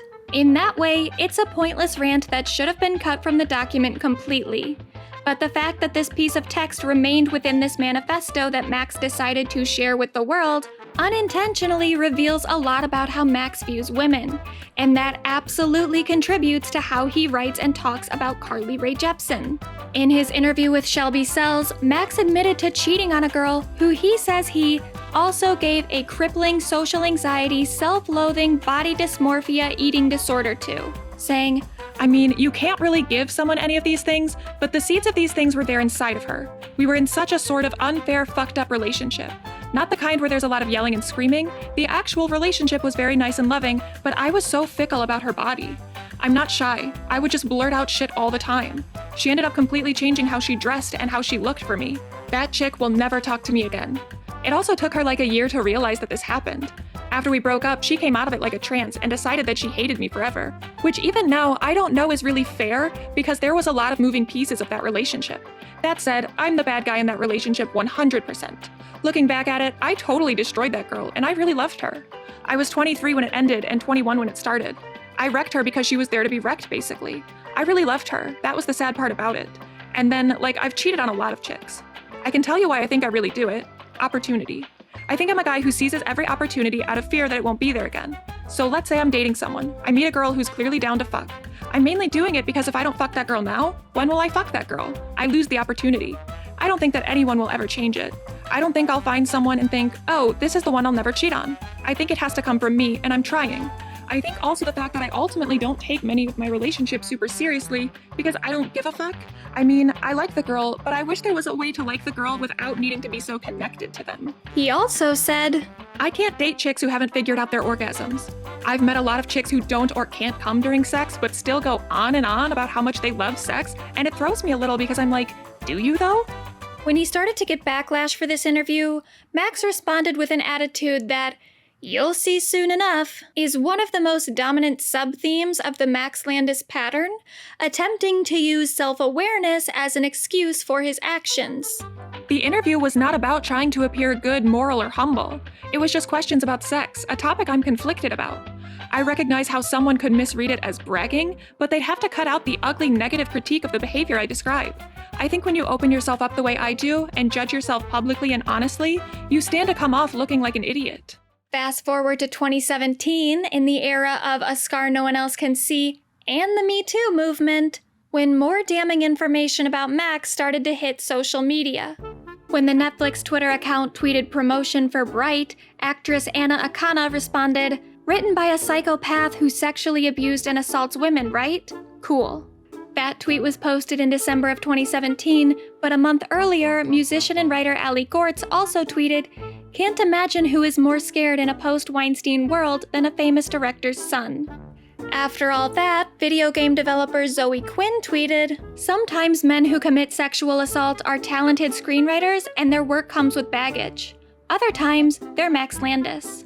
I've been holding in this shit for years as more friends have accrued Max Landis stories, because it wasn't my place and him and his dad are powerful figures, so naturally going against that is terrifying for survivors. So I'm so glad people are finding out what a piece of shit he is. I hope this means I don't have to avoid more cool parties that I know he's been invited to, because life is too short to deal with someone who is like if a gross uncle and cocaine had a baby and the baby was also a rapist. Comedian Jake Wiseman then tweeted, definitely watch that big Netflix movie coming out, written by that fucking psychopath who is one of the worst people alive. Fellow comedian Mike Drucker then responded to Wiseman, Jake, I have exactly entirely 100% no idea of whom you're talking about, but I just hope he doesn't have a powerful father in Hollywood who's covered up for the fucked up shit he's done. Comedic writer and actress Siobhan Thompson also responded to Wiseman, tweeting, "I don't know who you mean, but if that's true, I bet I have several friends who have been sexually assaulted by him." The YouTuber H Bomber Guy, real name Harris, tweeted, "My first experience with Max Landis was him complimenting my work and then a bunch of women getting in touch to let me know some of the fucked up shit he did and asking me not to get involved with him." Harris also wrote about the time that Max tweeted his compliment of Harris's work, then became offended when he felt like Harris wasn't defending him enough after other people started dunking on Max in the replies. Harris tweeted, "When it became super clear that this had really got to him, I reached out to try to apologize because, based on the stories, I realized he wasn't someone you wanted to have it out for you." Then, referring to a screenshot Max posted of an apparent screenplay he wrote to deal with Harris's rejection, Harris tweeted, "The worst part is that fucking screenplay he wrote being all like, 'I forgive you for being ignorant about what sort of person I really am,' and I thought, what a fucking piece of irony.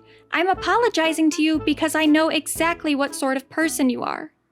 A lot of these people didn't claim to be directly victimized by Max, but from the statements made, it appeared there was some sort of whisper network warning people, especially women, against befriending him. In 2019, rumors of a Max Landis comeback started circulating online, first after it was announced on January 30th that a screenplay Max had written was going into production for a film starring Chloe Grace Moretz. 2 days later, another Max-written film was announced, this time starring Idris Elba. These announcements kickstarted another batch of allegations against Max, but unlike in 2017, the bulk of these were not second-hand accounts. First, in February, an anonymous Medium post was published detailing an incident in which the author alleged to have been assaulted by Max in 2012. Max's most recent ex-girlfriend at the time, Annie Baker, then wrote on Instagram about her relationship with Max, saying, "I'm going to give you some direct info I wish I had gotten, because the experience/aftermath of this person is really destructive and it will be riddled with pain and emotional work that you don't need to spend your precious energy on. If you are close to him, you will likely think he's honest because he seems upfront about his shortcomings, but he's not honest. He tells everyone a different story about his past, his diagnoses, and his behavior, but he's omitting all the worst stuff. The horrifying stuff he knows you can't handle and again, wouldn't stand for." Finally, in mid-2019, the Daily Beast published an expose on a handful of Max's alleged crimes. In it, Baker told the publication that she had been contacted by other individuals with their own stories about Max following her Instagram post. Anna Akana said that after she went public, she was contacted by about 10 others alleging first-hand experience of sexual misconduct from Max. The second-hand allegations, she said, were too many to count. Akana further called him intimidating and scary, saying he used his power and money to intimidate people into friendship and forgiveness. Earlier, I read a bit from one of Max's Medium articles, a post titled, "How I Became a Cult Leader," in which Max confronts the allegation that his social circle, a group he named the Color Society, operated like a cult with Max the cult leader. This is one of the many Medium posts written by Max in which he addresses what he's called his public shaming. On Medium, Max denies the allegation that the Color Society was at all cult-like, writing, "There are many parts of the online narrative around me that are invented or mutated beyond recognition, because I don't think even the people involved in my shaming would ever describe the Color Society as a cult." Well, that's kinda weird, considering the accusation that the Color Society was cult-like comes directly from the Daily Beast article that Max has explicitly credited with his public shaming. The article says, "Multiple ex-members compared aspects of the group dynamic to a cult. I think he really does operate sort of as a cult leader," Samantha, a former friend who also briefly dated Landis, told the Daily Beast. "Here's someone with a lot of resources and power and glamour, and he's surrounding himself with people, basically kids who just moved to LA from who knows where, who don't have a network. He swoops in like a predator. He knows how to hook a person." Former friends and girlfriends of Max detail the level of coercion and control he exercised over others, with a woman going by the name of Julie saying, "He trusted that we wouldn't ever say anything, worked actively to discredit people who were saying things, and was just as consistent in the abuse as he was with covering it up, and manipulating us afterwards. I didn't realize that I had been raped consistently and deliberately by this man for 2 years until today when I wrote it down."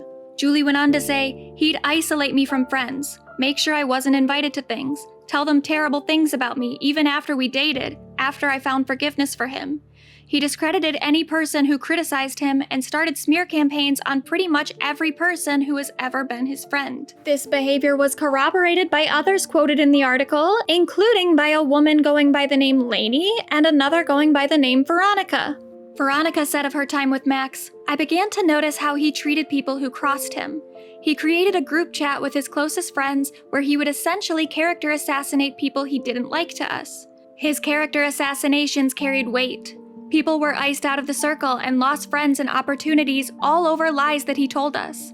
I see all of this now as him openly displaying his power to us and what he could do to us if we dared to challenge him. It was his subtle way of bolstering the loyalty of his base and keeping us in line." Brad Cage, a friend of Max's for over a decade, corroborates this pattern as well, saying, "He would have these people in his life and he would torment them so much where they would literally cut him out completely. And it was such a foreign idea to me, but now I understand. They were smart. He portrayed them as crazy, but of course they were the ones who knew that they needed to just completely excise him from their life." Lainey also told the Daily Beast, "He was always vicious, but everyone would say, 'Oh, that's just how Max is. He's a jerk. He knows it. He calls himself out on it.' There was this conflation of self-awareness with meaningful change." Of course, Max already copped to some of his emotionally abusive patterns back in his Shelby Sells interview. The Daily Beast gives voice to the other side of that abuse, which seems both more severe and consistent than Max ever implied. He knew he had these patterns, but according to many people allegedly close to him, his self-awareness never actually motivated him to change his ways. A woman going by the name of Carrie says, "Max picked on me constantly. He'd say, 'You don't do hot girl well,' or 'You should do whatever she does to work out,' while pointing at some other woman's body. He'd compliment me for not eating. He bought me workout classes to shape me the way he wanted. I lost 15 pounds I couldn't afford to lose while we were together, and even though he'd bring up openly that he'd given an ex-girlfriend an eating disorder, I somehow didn't identify what was happening to me as that." Danny Manning, an ex-girlfriend of Max, claims, "He does the same thing to every woman. You're always not quite good enough, and there's always a woman who he's dated before you and he's done all the same things to her. His excuse is that he sees his own faults and acknowledges what he did to these women. Meanwhile, he's doing all of those same things to you. I just remember he was so honest about the way he treated the woman he dated in college, saying I gave her this eating disorder and I cheated on her a million times, and at the same time, he was already making comments about my weight." In her statement, Carrie wrote, "Abuse is slippery. No one starts out announcing that they're abusive, you discover it slowly. But Max did somewhat announce that he was abusive. That was what was so disarming about his particular brand of manipulation." Carrie also alleged that Max would use his diagnosis of cyclothymia as an excuse for his abusive behavior. I actually have that as a sub-theme too, mental illness as an excuse, and it does come up in Max's own writing, like in a Medium post where he talks about the lead-up for his public shaming, saying, "I had awful boundaries. I regularly disregarded people who loved me. I was a sex addict, and oh yeah, if anyone cares, I've been struggling with pretty intense mental illness since I was 5. That doesn't forgive or dismiss the hurt I've caused, but it does go a long way to explaining it with something other than he's a sociopathic narcissist like from TV." I wonder if Max is aware that sociopathy and narcissistic personality disorder are also pretty intense mental illnesses. And it's not a competition, but both of those disorders are typically more intense than cyclothymia. I don't say that to undermine the struggles of those who do suffer with the disorder, but for those who aren't aware, cyclothymia is a rare mood disorder similar to bipolar disorder, but specifically for individuals whose symptoms are not severe enough to be diagnosed with either bipolar or bipolar 2. Bipolar disorder already would not be an excuse for much of the things Max Landis is alleged to have done, so Max struggling with a less intense diagnosis is not even worth bringing up, but that's what Max would apparently do. Carrie stated, "Max also quickly lets you know that he's sick with cyclothymia, a form of bipolar disorder, and this was tied to the ways in which he was abusive. It made it even harder to see clearly. It caused me to often misfile his abusive behaviors as sad indicators of his illness, and, as a result, I would often wind up comforting him in regards to his own remorse over his actions." Here's where the allegations are gonna get a bit darker. Carrie says, Once he choked me and told me he wanted to kill me, and I would wind up reassuring him that he wasn't a monster when he felt bad about it, because I felt bad that he was so sick. Manning said of her experience with Max, "There was no option of not having sex if Max wanted you to and you did not." The first incident that I can remember, we were at some public event, and I think I laughed at something and he just started choking me to the point where my eyes were blacking out. I felt such confusion that I tried to leave, and I was drunk and I had to kind of wait while he tried to convince me that he didn't mean it. I remember going roller skating with Max. He was not good at roller skating and I laughed. I was knocked to the ground. He threw the plate of food he'd been holding in my face. In the intro to the Bret Easton Ellis podcast that Max was a guest on, Bret admitted that he hadn't read the Daily Beast article and wasn't aware of the specifics of what Max has been accused of. I didn't really follow what happened to him, or what was said about him, or what he was even accused of. Just that something bad had gone down concerning a group of women that Landis had been involved with, and that there were accusations, and that Landis had somewhat disappeared from the radar. I guess some people, very sensitive people, might be triggered that I'm having some kind of alleged predator on a platform for discussing what he has admitted is at times bad and inappropriate behavior. But he's not a felon. He was never officially charged with any crimes. He was never arrested. He never went to trial. These were accusations and not crimes, but they definitely took a toll on his career. I'm sure we are all, or at least should be, aware that most sexual assault and domestic abuse survivors do not go to the police to report those crimes. Just because Max has never served time in jail doesn't mean he's not a criminal who should be held responsible for his actions. But for the record, there were police reports made about him. So the Daily Beast obtained heavily redacted documents showing that Max was involved in a September 2008 Miami Circuit Court case within the Domestic Violence Division. The outlet reached out to Callie Rae, the woman who made the original report, who confirmed that she later dropped her case and directed the Daily Beast to her friend and former roommate, Ashley Heffington Dion, who witnessed her alleged sexual assault. Dion wrote in response about a night in which she alleges to have walked in on Max raping a very drunk and out of it Callie Rae on their shared living room couch. She said, "He was on top of her and her pants were off and he was thrusting and I could hear the sound of what he was doing. I yelled, 'You need to leave right now.' He got up, quickly pulling his pants up, and I physically rushed him, aggressively demanding he leave. Standing now in the carport, I yelled at him that what he was doing was wrong and it was not okay and that he needed to leave right now. He started to get highly emotional and was crying, saying he knew it was wrong and he was so sorry. It seemed as though he was hoping to be comforted in that moment." Dion later accompanied Rae to her court hearing. Max's attorney allegedly approached them in the waiting area, with Dion saying, "She began speaking and her tone was condescending and aggressive, asking if Callie understood what the process would be like. She indicated it would be long and she would have to talk about the assault over and over. The attorney came off patronizing as she said things like, 'I will make you look like an idiot and this is not going to be easy on you.' The attorney said she was going to make a fool of Callie, talking about how much she drinks and talking about the nature of her relationship to Max. She then asked again if this is how Callie wanted to handle this issue. I could feel that Callie was overwhelmed. Callie sat there, tears running down her face, holding hands with her mother and with me. Callie said she did not want to go through with the process." Earlier, I briefly mentioned a Medium post written by an anonymous author who alleges that Max assaulted her in 2012, so here's that story. While this woman was intoxicated, she claims that Max grabbed her, pushed her onto a bed and held her down, and persisted in his advances until she eventually went limp and pretended to pass out, after which he continued to rape her. Veronica in the Daily Beast article also claims that she was assaulted by Max on a trip to Disneyland, where he allegedly did something very similar to her in a hotel room. The alleged assault continued at the park itself, where Veronica states, "He tried to put his hand down my pants and up my shirt while we were waiting in line for rides, surrounded by children and families. People began to notice as I was trying to dodge his hands. I was absolutely humiliated. I told him to stop and he didn't. Halfway through the day, it escalated into him loudly shouting at me that he wanted to fuck, so we had to go back to the room. I had to get Max out of there or he would get us kicked out by molesting me openly and screaming about sex. Back in the hotel room, she and Max had sex, which she described as rough and violent, but over relatively quickly, going on to say, I told him I was really uncomfortable with this situation and didn't want to again.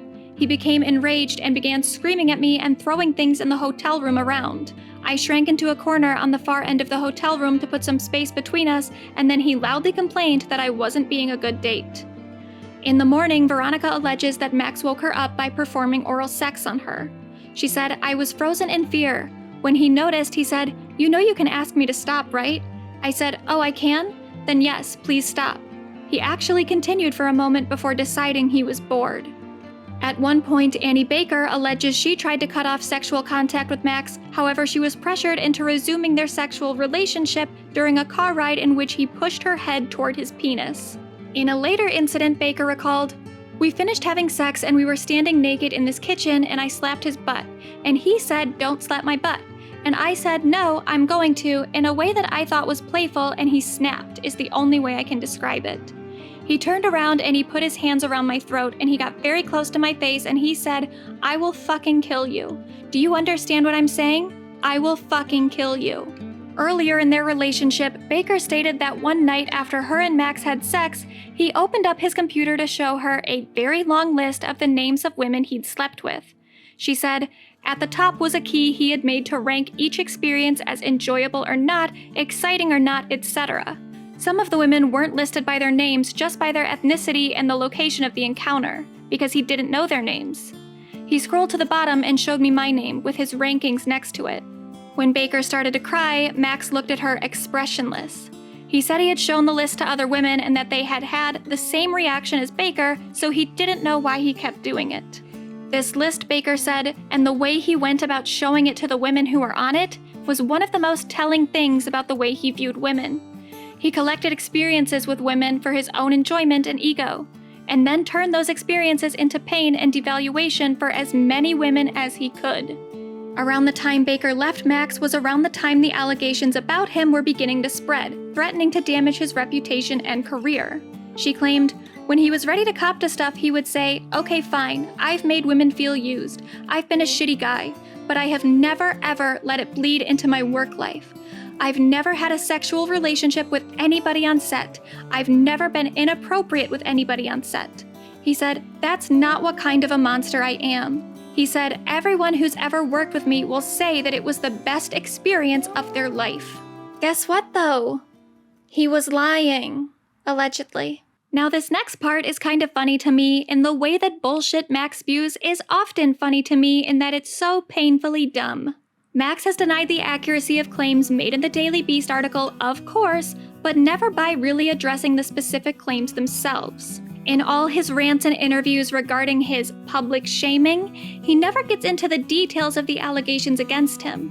My own assumption is that he doesn't want people to know what exactly it is he's been accused of, so he keeps his talking points purposefully vague. He admits to being a shitty boyfriend and friend in the past, says he's responsible for destroying a lot of his relationships with toxic behaviors he's slowly unlearning, but claims that a lot of what's written about him in the Daily Beast is totally false. He says he doesn't even know where some of these allegations came from, as if they're totally fabricated and baseless. He doesn't clarify which allegations specifically he's referring to, probably because evidence to the contrary might surface in response. Like the allegation that he raped Callie Rae on her couch, which is absolutely way worse than anything Max has ever publicly admitted to doing. That's not him being a toxic boyfriend who cheated on his girlfriends and stoked their insecurities. That's him being a straight-up rapist, and there is corroborating evidence, including fucking witnesses who spoke to the Daily Beast. Even if you infer from Max's complaints about this article that this is one of those baseless, fabricated claims he shouldn't even dignify with a response, there is quite a bit of evidence you'd have to ignore to buy into that. Yes, plenty of the women in the article have given the authors pseudonyms to protect their identities, making it a bit harder to verify the accounts of the accusers. But in the case of Callie Rae, that is her name. Her identity has been verified, as has the identity of her witness, Ashley Heffington Dion. And the Daily Beast only became aware of these women's identities because they got their hands on actual legal documents from the Miami Circuit Court. These allegations were not invented for a Daily Beast article. They existed prior, and there is a paper trail to prove that. But Max won't address that because it's better for him to just redirect whatever audience he still has to the lesser allegations he does acknowledge, so he can try to convince you that if he's willing to admit to some of the shitty stuff he's done, you can trust him when he tells you that the other stuff he's accused of is overblown and/or completely meritless. Max has never actually responded to a majority of the allegations made in the Daily Beast article. But there was one incident written about in the piece that he's eagerly addressed on multiple different platforms. There's a story in the Daily Beast article about me forcing women to take their shirts off on the set of a short in college. Yeah, you were making a student film, supposedly, directing a student film. And Yeah, a woman said that you made all the girls take off their tops for the student film you were making. What student film is that? I directed one student film in college, and it was about Star Wars, and everyone very much had their shirts on. On Medium, he writes, The big article has multiple easily disprovable lies, gross mischaracterizations, and even just bizarre stuff I can't even figure out. Like the stories about me harassing girls on the sets of the student films I directed and forcing them to undress for auditions. Auditions, might I ask, for what? What student films I directed? I directed only one short in college, and it was about fucking Star Wars, and everyone very much had their shirt on. So the one allegation that Max is willing to specifically address is the one in which he's blatantly lying about what the Daily Beast article said. First of all, Max characterizes this incident as written about in the Daily Beast as an audition in which he pressured girls to undress. However, nobody in the article said anything about auditions. The incident written about was clearly about the production of a student film. Which kind of makes me wonder if Max is just confusing this incident with one the public hasn't even been made aware of yet. But moving on, the really funny thing about Max's retort is his claim about the one student film he directed, the Star Wars production where everyone kept their shirts on. Cause here's the thing, the Daily Beast never said he directed the short film where this undressing incident took place. Quite the opposite, actually. They clarify up front that Max wasn't the director. The article states, Max Landis played an unspecified role in the production. The accuser, Masha Mendieta, said, I'm pretty sure he was just another actor. I'm almost positive that was not his script or his production. The name of who was in charge was not Max Landis, but when I showed up, Max was sitting there on the director's chair. The Daily Beast also confirmed that emails from around the time of the production listed both Max and Mendieta as actors on the project. No one said you were the director, dude. You only directing one student film is totally irrelevant to what you've been accused of here. On the set of Max's 2015 non-student directorial debut, though, Tasha Goldthwait alleged that Max subjected her to physical, sexual, and verbal abuse. April Winnie, a script supervisor on the set, corroborated her story and said, Remembering Max, though, I have zero doubt that he did those things. Especially thinking of the women on that film. I feel bonded to them because we got through it together. I remember those friendships being so powerful because we had this common enemy. Tasha's father, Bobcat Goldthwait, later had a chance run-in with Max, which Bobcat described as saying, I ran into him and he said, I thought you would hate me. I thought you hated me. And I didn't know what he meant. It was a pretty odd thing. And then when she told me about her being assaulted by him, obviously it all made sense. Bobcat also revealed that it wasn't just his daughter Tasha, whom he had heard had negative experiences with Max. He said, There's a lot of talk about Max's behavior, and I don't know why the story never gets broken. I don't know if he has the ability to crush this story or his family does, or the people that hire him. And that last sentence is really important. A few times while talking about his public shaming, Max says something about how people who dislike him for everything in the Daily Beast article will also tell him how much he sucks as a writer, which he portrays as irrelevant to the darker allegations. It's always I'm a bad writer. It's always important to clarify everything I've done is bad. It's only been my dad. Yeah. It's that somehow is as important as the much darker accusations to clarify that I am bad at what I do. It's not irrelevant. The reason Max got away with this shit for so long is the same reason he's been so professionally successful despite being not a very good writer. That reason is John Landis, and the fact that Max comes from an obviously powerful family who already showcased their ability to rescue members of that family from the consequences of their own actions. Which is another reason that Max making this big deal about how he wasn't the director on that student film is so ironic. He's actively missing the point that part of what makes the story so horrifying is that Max didn't need to be the director to be treated as if he had authority on that set. Just having the last name Landis gave him enough power, regardless of the position he was officially credited for. While Max was going around terrorizing women both privately and professionally, other people were singing his praise for work that was never really any fucking good. Other than all the shit Max has allegedly done and gotten away with for years, the most infuriating thing to me in embarking on this project has been coming across all the praise that was heaped onto Max prior to December of 2017. And that includes a weird amount of appreciation, multiple publications, and people voiced for a scar no one else can see. In talking about Run Away With Me, Mike the Snare, a YouTuber whose content I love, gave a visual shout out to this piece of shit. I won't spend much time on this, in part because I want to spend more time on other aspects of the song, and in part because other people have gone way more in depth on Rae Jepsen lyrics than I could ever do. I'm assuming that Nick wasn't aware of the allegations against Max at the time, but for the record, his video did come out after a lot of the allegations started to gain traction on social media. But whatever, Nick didn't say anything particularly in favor of a scar no one else can see.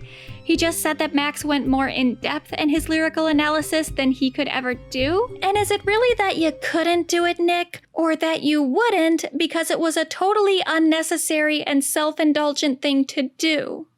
The one that really gets me, though, is the video released by Anthony Fantano, aka The Needle Drop. And Landis essentially in this website and in this piece, because pretty much every section of this website is a part of this very long, very detailed, very well thought out sort of document. No, it's not. It's not well thought out at all. Anthony, you gave Ultraviolence a 2 out of 10, and this 149 pages of bullshit meets your approval? Okay. A Scar No One Else Can See is poorly written, poorly formatted, stupid, and low-key misogynistic. As I stated earlier in this video, the main demographics that you think of when you think of a pop music stan are the girls and the gays, people who are traditionally coded as feminine. Thus, pop music is often portrayed as less than in comparison to the more serious genres, dominated by male musicians and a more masculine audience. It's why Beatlemania was portrayed as hysteria when the screaming crowds at the Beatles' feet were women, but today when the Beatles fan base is made up dominantly of men, the Beatles' artistry will be portrayed as inherently superior to the output of whatever new pop acts young women in particular have flocked to. I like Ariana Grande, I like Justin Bieber, and I like John Mayer. He's so freaking hot. These girls are not gonna like metal. At all. Despite Max saying he listens to pop on the radio and is a basic bitch Kiss FM guy, he seems to relegate the pop genre to the status of guilty pleasure, openly admitting in the document itself that A Scar No One Else Can See started as a joke. He regularly writes about pop throughout the piece in blatantly dismissive ways, like, keep in mind as we get into this, any song analyzed individually will sound like me being super silly and OCD about a pop confection. That's the chorus of a pop song. These are not common pop themes. As I understood it, Kiss was, like Emotion, a heavily produced pop album. I reckoned it probably contained a bunch of overproduced songs about fun in the summer, dancing, best friends, maybe one about candy or fireworks or being a cool girl, stuff like that. One would be inclined to think pop follows the onomatopoeia of its namesake, bubble-like and empty. The simple truth is that a lot of pop is meaningless, and the majority of it operates at best on one textual level, and perhaps always has. Pop was bullshit. Pop is bullshit. Pop has always been bullshit. Heavily produced corporate bullshit. A superficial product for superficial pleasure. The ultimate dilution of relatable human emotion into a bite-sized snack to experience casually in a car, or a bar, or on a dance floor. Pop songs aren't deep. That's one of those aphorisms that's thrown around again and again and again. People disdain pop, they disregard it, and why shouldn't they? If anything, pop music has homogenized as time goes on. It's been a game of repetition and imitation, with the same cliches about love, dancing, success, and desire playing on a loop since the 1950s. Pop was always rock and roll's weird, softer, friendlier little brother. There was a time in the early days of the art form where pop and rock were used interchangeably until gradually they became opposites and eventually enemies. As pop evolved, the forms it took got weirder and wilder, and the acts behind it took all sorts of strange and startling shapes to fit the growing demands of music radio. Well, which is it, Max? Has pop music gotten more homogenized with time? Or has it evolved to be weirder and wilder? Those paragraphs are written back to back. All of that time that Max spends writing about how insane he is for embarking on this project, how absurd it is that he's found deeper meaning in the work of Carly Rae Jepsen, is so fucking condescending. It's condescending first and foremost to Carly, who had a critically acclaimed album before Max Landis ever took note of it. Just because the Emotion album was popular mostly with the girls and the gays doesn't mean that Carly needed a straight man to write 149 pages clumsily explaining why she is such a unique artist and frequently emphasizing how silly he is for noticing that. And the fact that Max goes out of his way to assert that Carly is different from all of her pop contemporaries just because her lyrics have some deeper significance belittles the entire pop genre for no good reason.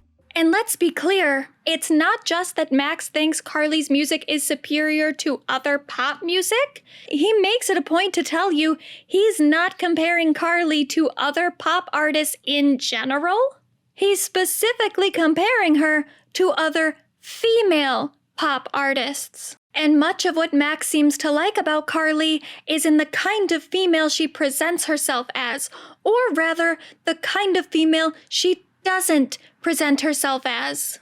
Here is the complete list of what Max thinks sets Carly apart from other female pop stars. Carly Rae Jepsen does not sing about just wanting to dance and have fun. Carly Rae Jepsen does not sing about the club/partying unless it's to escape something. Carly Rae Jepsen does not sing about looking great or feeling confident.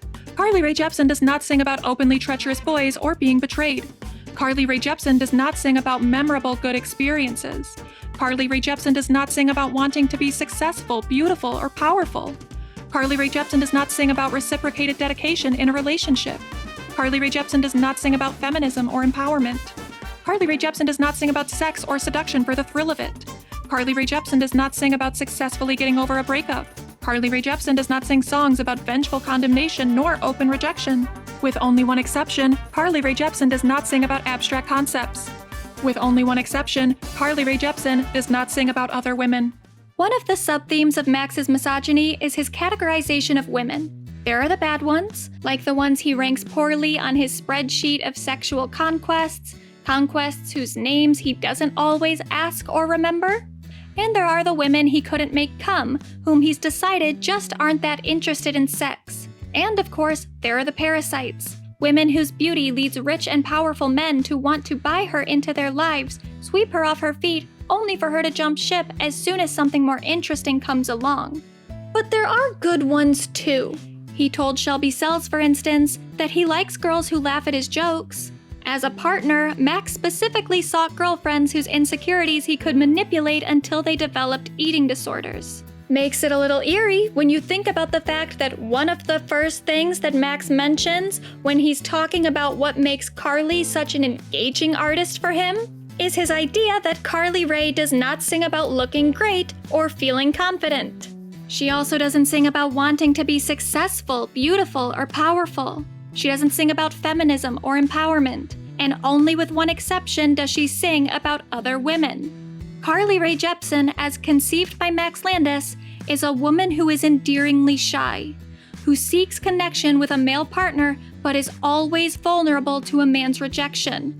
She can't get too cocky because her love is never fully reciprocated.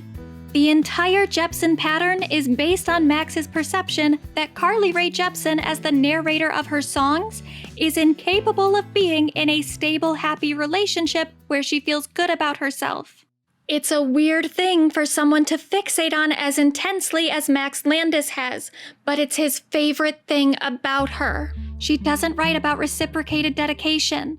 She never writes about successfully getting over a breakup or about openly treacherous boys or betrayal. I bet if one of Carly's boyfriends was ever super mean to her, she'd just internalize it instead of giving statements to a publication looking to expose his patterns of abuse. 'Cause Carly doesn't write about vengeful condemnation. She's not an opportunist or parasite like one of those other women. Could it be that the reason Max Landis couldn't find such specific patterns in the work of other pop stars is that he was never looking for patterns broadly, he was looking, perhaps even subconsciously, for specific patterns or vulnerabilities. A scar no one else can see is not the critical analysis it pretends to be, nor is it a tribute to Carly Rae Jepsen's songwriting. It's a document in which a known abuser fetishizes the perceived meekness of a powerful and talented woman while he repeatedly denies her agency and for some reason insists she's a sad, hopeless human being. He literally says that Carly Rae Jepsen is in hell, and at one point he deems her a beleaguered pop Sisyphus, referencing the figure of Greek mythology who was cursed by the gods to push a rock up a hill only for it to fall back down forever. Max posits that Carly Rae similarly writes the same subjects over and over, often repeating narratives that Max believes fits into the 3 acts he's labeled her songs as inhabiting. The problem is, Carly Rae Jepsen is not actually confined to the existence of her lyrics. Sisyphus was cursed to push a rock up a hill. Carly Rae is not cursed to repeat the same themes in her work. She chooses to. To some degree, I'm sure her songs are reflections of her personal experiences, but they're still only the experiences she finds interesting to write about, not the only thing she can or even does write about, contrary to Max Landis's reductive conception of her discography. Even if Carly's lyrical explorations were as repetitive as Max claims they are, that doesn't make her doomed as a person. If her albums were films, you wouldn't reduce her personhood to the plots of her screenplays. You wouldn't say Carly Rae Jepsen is doomed to write the same movie over and over again. You would say Carly Rae Jepsen is a prolific romantic comedy writer, whose work is often engaging due to how it portrays the tension of a relationship not yet secured. Because that's what a lot of people like about Carly's work. It's the pop music equivalent of a rom-com, a genre that frequently presents the potential of unrequited love because it makes a more interesting story than that of a happy, healthy, stable relationship. And sure, Carly might often repeat certain themes in her lyrics, but those themes aren't necessarily as tinged with tragedy as Max portrays them. So why is Max always focused on an interpretation of Carly that undermines her confidence or sense of self? One of the worst examples is Max's analysis of the Emotion side B track Store, a song about dumping someone by saying you're going to the store and never returning.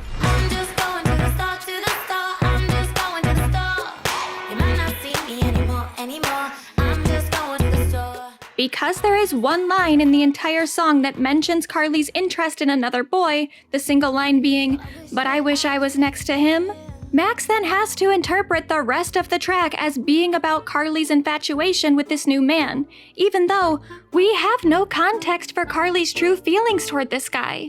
Perhaps the him she mentions is just someone she thinks is hot but can't have a quick one-night stand with while she's in a monogamous relationship. Store is way more about Carly leaving a relationship than it is about getting into a new one. But not according to Max, who writes, On Store, she's singing about dumping and alienating her boyfriend because of a guy she wants to be with more. Store isn't an empowered breakup song, just like Boy Problems isn't an empowering song about female friendship. They're both about the desire for her love destroying a pre-existing relationship, with no guarantee that this new person even actually cares about her. This empowered Carly isn't really empowered at all, just kind of being an insensitive jerk actually. She's leapfrogging from relationship to relationship, turning this breakup on her end into a disinvested jokey gag that she's going to the store and he should hurry up and exit her life to allow room for the new guy. Max also says that Store is Carly's only song that features her willingly ending a relationship, which is blatantly false. The Emotion track When I Needed You is absolutely about Carly willingly leaving a relationship, even if Max can't see that because he's so focused on making everything Carly says and does fit within his conception of her as a sad, literally broken person. He says that He says, this isn't a breakup song, it's a broken song, and oh my god, fuck you so hard. When I Needed You is a song very straightforwardly about the narrator breaking up with her partner because she realizes that the only way to please him is to change herself, which she refuses to do. But Max decides this isn't a song about Carly reclaiming her identity and choosing herself instead of a romantic relationship. It's actually about Carly being rejected. He writes, "She wishes she could take back the love he rejected. She was down to sacrifice her ego and ideas of a self in a frantic desire to be considered perfect by a man who didn't want her." Again, Carly's powerlessness in the relationship is key and comes to a head in the chorus. Carly, long ago rejected and abandoned by her love, still fantasizes about being able to abandon her identity, but not for her, for him, so he'd finally love her. But she knows that won't happen because he doesn't love her, and never ever will. Where does it say that this other person doesn't love Carly and never will? The whole point of her saying, "I know that I won't change for you," is her assertion that the love she receives for changing herself isn't worth it.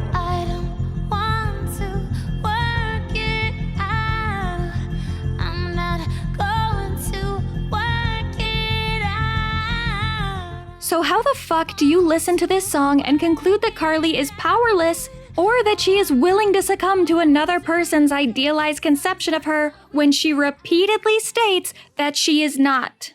Max wants to see all of Carly's work through the lens of a failed romantic relationship instead of looking at it from the lens of Carly Rae Jepsen, a human being expressing herself. Some of the songs Max analyzes, I'm not even convinced are about romantic relationships. There's nothing in Making the Most of the Night that explicitly proves the you that track is directed toward is a romantic partner, prospective or otherwise. In LA Hallucinations, Carly mentions a former relationship, one that was at least sexual if not romantic, but thematically, the song seems to be way more about Carly adjusting to life in the entertainment industry and reminiscing on a simpler time. The X is just a part of the context for her nostalgia. It's still primarily about Carly and her independent journey as an artist. The fact is, Carly Rae Jepsen might write about unrequited love a lot, but it is not all that she writes about, and to imply that it is reductive to her as a person and as a writer. While promoting The Loneliest Time, Carly talked to Crack magazine and specifically stated that she wanted to broaden the themes of her work. The author stating, "She was also more intentional about the lyrical content not just being about a boy or nursing a crush." In that way, you could say Carly was intentionally breaking the Jepsen pattern, if such a thing ever really encapsulated her work. Did she succeed? Not according to Max fucking Landis, she didn't. Because Carly just released another album, The Loneliest Time, and every single song on it fits the pattern. Thankfully, as we've already established, Max Landis is often wrong. And this is a great example, because the Jepsen pattern necessitates that Carly only write about romantic relationships and unrequited love, which she does not exclusively do on this album. The song Sideways is pretty form-breaking in that it actually is about Carly being in a stable, happy relationship, so there's that. But there are other songs on the album that aren't about romance at all. Joshua Tree isn't written in second person, for example. The word you doesn't appear once. It's not about anybody except for Carly Rae. And it's a fucking bop. Benz is about the sudden death of one of Carly's family members, which tragically happened around the same time Carly lost her grandmother and couldn't be present for her last moments due to the COVID-19 restrictions.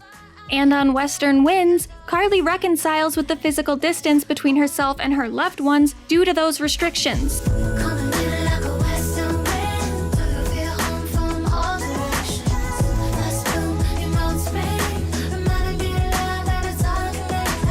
Stop saying all of Carly's songs are about boys. They're not. The piece was called A Scar No One Else Can See because Max wanted to imply that despite the hordes of fans who came before him, who were already interacting with her work in deep, thought-provoking ways, Max is the only person who really understands Carly, the only person who can really see her, coincidentally, in all the exact ways he wants to see all of his female partners: insecure, broken, and ripe for mistreatment. Unfortunately for Max, many of the women he abused weren't quite as insecure and broken as he maybe thought. A lot of them found the strength to speak out, challenge his power in the industry, and expose his patterns of misogyny and abuse. And Carly Rae Jepsen is too good of a writer for Max Landis to understand her. Which is why I'm not really that worried about a Max Landis re-entrance into mainstream entertainment. He's still networking to a degree, going on the podcasts of people who admit to not knowing the extent of the allegations against him, like Bret Easton Ellis, who I guess can't be bothered to read an article before giving a microphone to someone he knows has been conceptualized as a predator. He also sometimes talks privately about being friends with various people in the industry, whether that be in film or just other internet personalities. Any chance you'll ever go back on Red Letter Media? I mean, like, I think zero, right? Like, me and Mike are still friends in the sense that we're friendly and communicate very occasionally. But, like, very clearly them taking down that interview with me, that says something. And, you know, I didn't give them shit about that because they're not worried about me. Mike's not afraid of being associated with me. Mike's afraid of the insane people online. You know, it's like in my life, no one I know is scared of me. None of my friends in the industry think I'm like an evil or scary guy. It's the strangers. Yeah, I don't think Red Letter Media, although I love them. And Mike, I asked Mike to use a clip in my Ghostbusters 3 thing. And he said yes, a Red Letter Media clip of them reacting. And he said yes, and to troll the audience of who hates me of Red Letter Media, I was going to put clip used with permission. Given how much of his previous successes, both as a filmmaker and as a prolific abuser, were built upon his connections to other people and his willingness to manipulate his friendships, Max retaining any good relationships with people who could potentially platform his redemption arc presents the greatest risk for him rehabilitating his public image. Obfuscating the details of what Max has allegedly done to women is clearly a tactic that's working on Max's own audience. If you look into the comments for his YouTube videos, you'll see people praising him for admitting to his toxic behaviors and supposedly growing as a person, despite the fact that he's never addressed the truly monstrous things he's been credibly accused of. I'm sure there's a part of his audience who will never look into the worst allegations against him, because if Max says he's still friends with Mike from Red Letter Media or someone else they happen to be a fan of, they can take anyone's public association with him as an endorsement of the idea that Max isn't the awful person that like 100 other people who have personally known him say he is. I think Max will always be trying to network his way back into the good graces of the industry, or at least secure himself a profitable space on the internet as a culture commentator, which could possibly work. Being a Nepo baby has many advantages, and one of the more subtle yet lucrative benefits is a misplaced sense of confidence that, when focused in the right directions, can trick a lot of people into thinking you know what you're talking about way more than you actually do. And that's our final theme of the Max Landis pattern: convincingly feigned intellectual prowess. Writing 149 pages of lyrical analysis on the work of one artist doesn't mean you have any clue what that artist is doing in their work or how to contextualize their artistry in the broader industry they work within. People wonder how Elizabeth Holmes got all those techie medical people into falling for her Theranos bullshit despite all the evidence that her technology just didn't work. People believed it because Liz was good at acting like she knew what she was doing. She was confident in her insistence that all her ambitious ideas were feasible. Just like Max Landis was confident in his insistence that he discovered something in the work of Carly Rae Jepsen, even when he couldn't fact-check the lyrics he made the center of his in-depth analysis. There's something really illuminating about the comparative writing between the article Gia Tolentino wrote in 2015 and the 149-page manifesto penned by Max 2 years later. A talented female writer eloquently and thoughtfully discussing the work and appeal of another talented female writer, just to be overshadowed by an arrogant, unskilled man taking the same basic concepts and putting them into an obscenely indulgent 149-page document where the ideas are stretched so fucking thin they don't even make sense anymore. All while that man repeatedly tells you that he's the first person to ever have this idea, and isn't that so wacky and interesting of him? I'm not crazy. you're gonna see. You're gonna know. And then we'll be friends. Or maybe you hate me. I don't care if you like me or hate me, but you're gonna admit that I'm right about Carly Rae Jepsen. No, I'm not. Max might have conned the internet's busiest music nerd into thinking he had something thought-provoking and smart to say about Carly Rae Jepsen, but he can't fool me. I am not a busy music nerd. I'm a dumb pop stan who's got nothing but time. And I suggest Max stay in his lane. Keep making your dumb hot takes about Superman or wrestling or whatever else that I don't really care about. But leave Carly Rae Jepsen, along with every other woman, alone. Forever. Sorry, what did you say about Brony? Yeah, Brony. A guy who's into My Little Ponies, so just a totally legit, okay thing. What do you mean by a guy? Is it a gay thing? No. No, it's no, not at all. Not at all. Is it sort of low-key a gay thing, though? No. It's not, dude. Not to my knowledge. I don't think so. No. But it's a little bit, maybe?